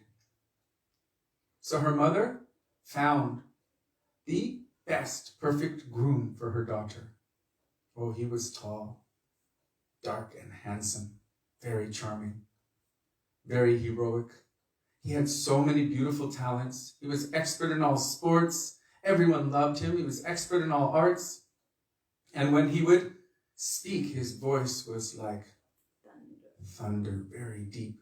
And when he would sing, it was like honey, and everyone's hearts would melt. So regularly the mother would go to the home of that young man where his family was. And she would associate there and see and hear and notice his qualities and his qualifications. And then when she would come home later with her friends at the table, Gurudeva is telling this, by the way, Gurudeva was telling this. When she would come home, she would be there with her friends at the table and discussing about this young man, how beautiful, how handsome and charming and heroic and expert he is in what he did today. And as she was telling this, her daughter was overhearing everything. And her daughter was thinking, wow, this sounds amazing. I wish I could meet him. And every day she was hearing more and more, and her heart was becoming very attracted. Very, even becoming a little attached. Yes, I want to meet him, whoever he is. So already her heart was becoming attracted. And when the mother noticed how her daughter was beginning to adjust and change, one day her mother left a picture, a photograph on the chair, and then told her daughter, you clean up the table and clean up everything. And the mother and all her friends left, and that daughter was cleaning the table. And as she was cleaning, she saw this picture on the chair and she picked it up. He looks like the explanation that my mother gave, but thousands of times better. And immediately her heart went to him. She took that picture, held it close to her heart, ran from there, ran into her room, closed the door and locked it and put it next to her bed. And Gurudev said she just dreamed of the day when they would meet. Gurudev was telling this. She was dreaming of the day when they would meet, when she could give her heart fully to him and when he would give his heart fully to her. She was dreaming of this, daydreaming, obsessing. And Gurudev said, and when the time was right, then her mother made the arrangement for their meeting and all of her desires were fulfilled. So Gurudev does this for us. We have never met Krishna before. We don't know Krishna. But by hearing his Hari Katha, Krishna's Katha, from the mouth of that person who knows him and sees him and is regularly visiting with him, Srila Prabhupada said, who is practically experiencing their relationship with Krishna. This is Tattvadarshi. And Srila Gaura Maharaj said, they know Krishna personally, their own relationship. They're practically experiencing that. Then, as they're telling Harikatha, it's inspiring something within us. Why? Because our Atma, this Atma is meant to love and serve Krishna. It's meant for that, nothing else, really. And so that begins to awaken through the process of Shravanam, hearing Harikatha from the lips of that person who is practically experiencing. And gradually, attraction will come, where we will feel nothing else. Only what my Gurudev is telling, only that I want. Like and an then, arrow to its goal. Like an arrow to its goal. I won't see anything else. Like Arjuna. What do you see? Did he see the sky? No. Did he see the tree? No. Did he see his brothers? No. Did he see anyone else? Did he see anything else? Did he even see the rest of the bird? No. All he saw was the pupil of the eye of the bird. Then his martial arts guru, Dronacharya, said, you can shoot. Release your arrow. So Gurudev is working on all of us like that, making us qualified so that we can focus our attention one-pointed to our goal. Why am I saying our goal? Because he knows what is the nature of our soul. This was another major, major point that our Srila Gurudev discussed again and again and again, representing his Gurudev. And how does he know? His Gurudev. How does his Gurudev know? Because that's what his Gurudev gave. Bhaktisiddhanta Sarasvati Prabhupada. How does he know? That's what Bhaktivedanta Thakur gave. And that's what all of our Guru Varga gave. Srila Gurudev said, if all other Shastras, scriptures were lost, and nothing was left except for our Param Gurudev's biography, nothing would be lost. In other words, Tattva is essential. Sri Gurudev and the Swarup of the Jiva would be what we are left with. That is the teaching of his Gurudev. And he has learned everything from his Gurudev, who had such an intimate, close, and constant relationship, hearing and understanding from Srila Bhaktisiddhanta Sarasvati Prabhupada. What they gave, what he gave, our Gurudev was so clear on this point. Guru does not make you into something that you're not. Guru diagnoses the nature of your Atma and points you appropriately in that direction. And then by Harikatha, by Hari Kirtan, by that association, what is already inside will awaken. Guru never makes you or gives you something different, like makes you into something else. Gurudev said never and never. So why is he giving us this attraction, this inclination? He told those devotees, you go to Ram. He told us, no, you go to Krishna. So it's not like he was pointing everyone in the same direction. We witnessed it personally. We were there. That was our experience with our Gurudev. Very, very clearly. And of course, you know Sudevi's story from before. She wanted to be a queen in Dwarka. Gurudev's like, no, that's not where you're meant to go. So don't waste your time there. Right? He said, your beloved is Brajendrananda and Shyamasundar Krishna and Vrindavan, and your Swamini is Srimati Radhika. So now she doesn't have to worry or think, maybe I should go in this way. Actually, he also said, Krishna will try to make you a queen in Dwarka. And I said, oh, Gurudev, I'm not afraid of Krishna. He said, no. I said, no. And he said, why not? And I said, because I know you will protect me. And Gurudev said, yes. This is the point. Guru will even protect you from your own material desires. Material meaning, I want to enjoy Krishna. That is not a spiritual, anya bilasita shunyam, jnana karmadhyana. It's not that. It's not pure bhakti. It's what will please me. So Gurudev didn't only give us the goal. Gurudev gave us the process to attain it. Gurudev gave us everything in between, from A to Z. Didn't he say it like that? Jed. A to Z, A to Z. From the beginning to the end. First, he started with establishing our goal, because what was his stated purpose for traveling the world? On the order of Swamiji, Srila Bhaktivedanta Swami Maharaj, our Srila Prabhupada. On his order, he told him, he ordered him, he pleaded with him, actually, he beseeched him, please help my disciples. And so Gurudev was traveling. He said after 30, 40 years, you should not be in the same place. You should move forward. You should be progressing. So he said, I came to waterize. I came to waterize. And if that's his stated purpose, that was one, following the order of our Srila Prabhupada. What was the other one? To inspire no? That's the inspiration. Oh. What's the second one? To go to all of the places. Where Srila Prabhupada had been, because they were and do holding what there? kirtans, offer his pranam. To put his head in the dust of those places where our Srila Prabhupada had placed his lotus feet. Those were his two stated purposes. I feel like, thank God for all of the Prabhupada disciples, and for Srila Prabhupada, and for all the places where he put his lotus feet, because, Sorry. you know, Disciple. one time Gurudeva was in a mood.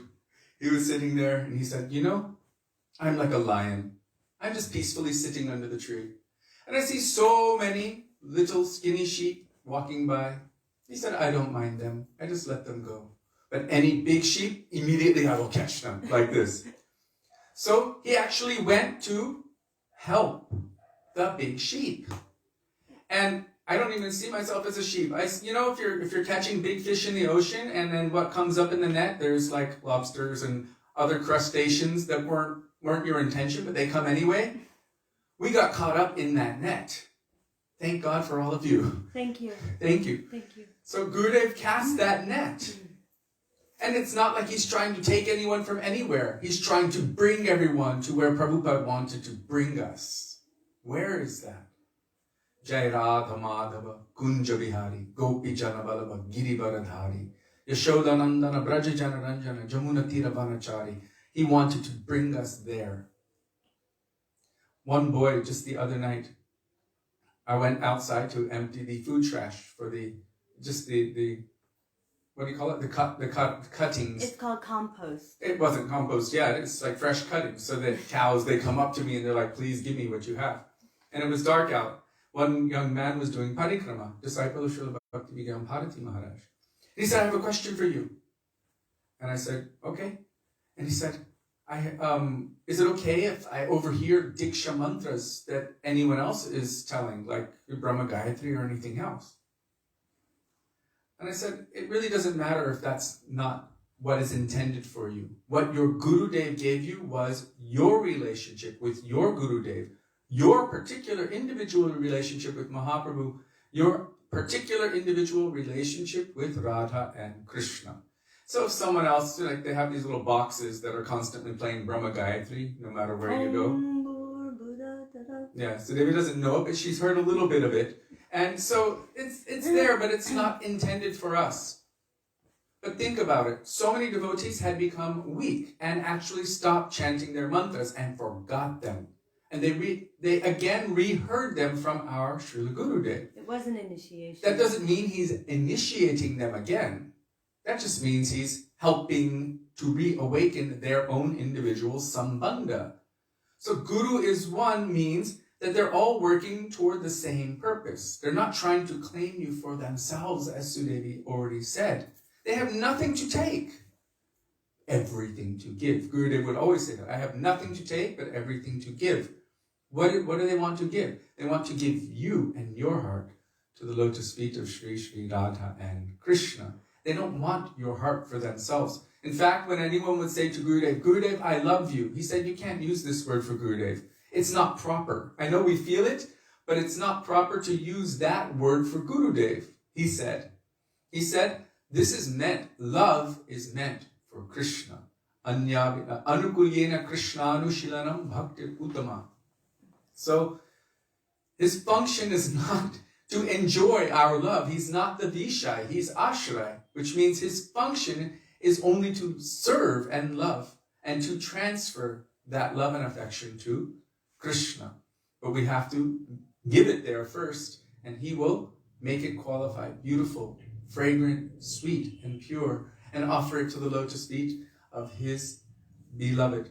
So Srila Gurudev's glories are unlimited. This is the 100th anniversary of his appearance in this world, and I know we've gone on for quite a long time now, and we can always continue tomorrow and the next day and the next day and forever, because his glories are unlimited.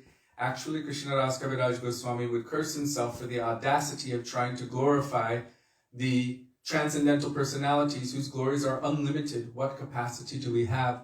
And yet, Guru Vaishnava Bhagavan Tiner Smaran Hoy Sarva Vidya Vinasham. To remember the qualities of Guru, Vaishnava, and Bhagavan. This will bring all auspiciousness and remove all anarthas, all misgivings. So, actually, we can continue to remember his pastimes, his teachings, and his glories. There's so much, but there are also so many other Vaishnavas who are giving glorifications around the world. If somebody can put a link to the 55-hour one, so if you haven't had enough, there's more and more and more. So there's a 55-hour program going on, and if anybody can post it, it's happening right now. There are many, actually, of those Zoom programs. That's true. And then there are many different Vaishnavas, the ones in Puri, and the ones in Delhi, and the ones in Jaipur. But there are some that are going to keep going on, different ones. We've been invited to ones even at the end of the month. Mm-hmm. There are many. Like as Sudevi said, this is not a one-day thing. Thank you, Braj Kishore.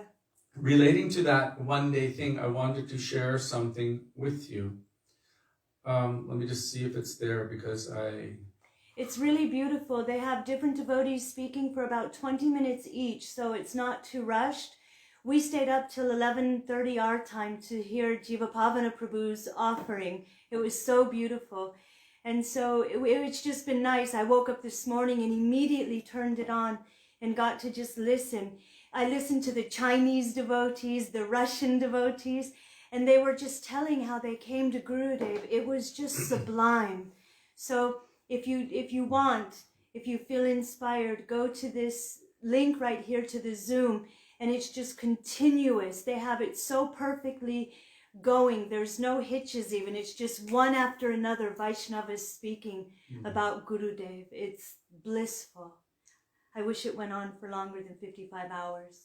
Because this is the 100th anniversary, something about the number 100, it pulls everyone together, and then the 500 or the 200 will pull everyone together in a different way, and it's really beautiful. But I was really meditating on this point, and then this quote from Bhaktisiddhanta Sarasvati Prabhupada came to me. And he's saying that to come and offer Guru Puja just for one day is insufficient. It is our duty to serve Gurudev at every moment. So this should just be the catalyst that every day should be Vyasa Puja. Means the puja or the worship of Sri Gurudev. But what did Gurudev say is Vyasa Puja?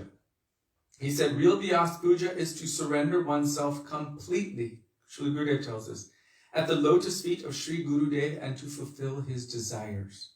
This means that one should completely offer one's independence. We were talking about independence. At the lotus feet of Sri Guru in a mood of surrender. O Srila Gurudev, I am offering everything that belongs to me at your lotus feet. Real Guru Puja cannot be performed until the mood of selfless surrender at the lotus feet of Sri Guru appears in the heart. So this is something we can pray for, something that we can aspire for, and something that we can begin to endeavor for. Gurudev would say, to try is bhakti. One more thing I want to share before we end this evening or night. When Sudevi was speaking, and she was talking about Gurudev in the heart, and one corner there's Radha and Krishna and Vrindavan, and another corner there's Mahaprabhu and all of his pastimes and associates and everything there. At that moment, I was thinking so strongly what Gurudev was saying. Gurudev said, I am closer to you than the air you breathe. This is a very deep, deep statement. The human body can handle living without food for a week, maybe two, without water for a few days, without air for a couple of minutes. More and more subtle. More and more subtle. if Sri Guru is closer to us than the air we breathe, that means that we cannot live for a moment without Sri Guru. Guru is Atma Bandhu, the best, deepest heart's friend of our soul. And if we want to make progress on the path of devotion, then Bhakti-aika yesham Gurudeva tatma. One must make Gurudev their very heart and soul. Gurudev said this about that bhajan kripa bindriya. What is the meaning of Koro More Atmasat?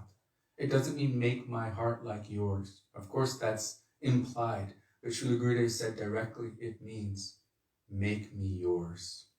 Make me yours.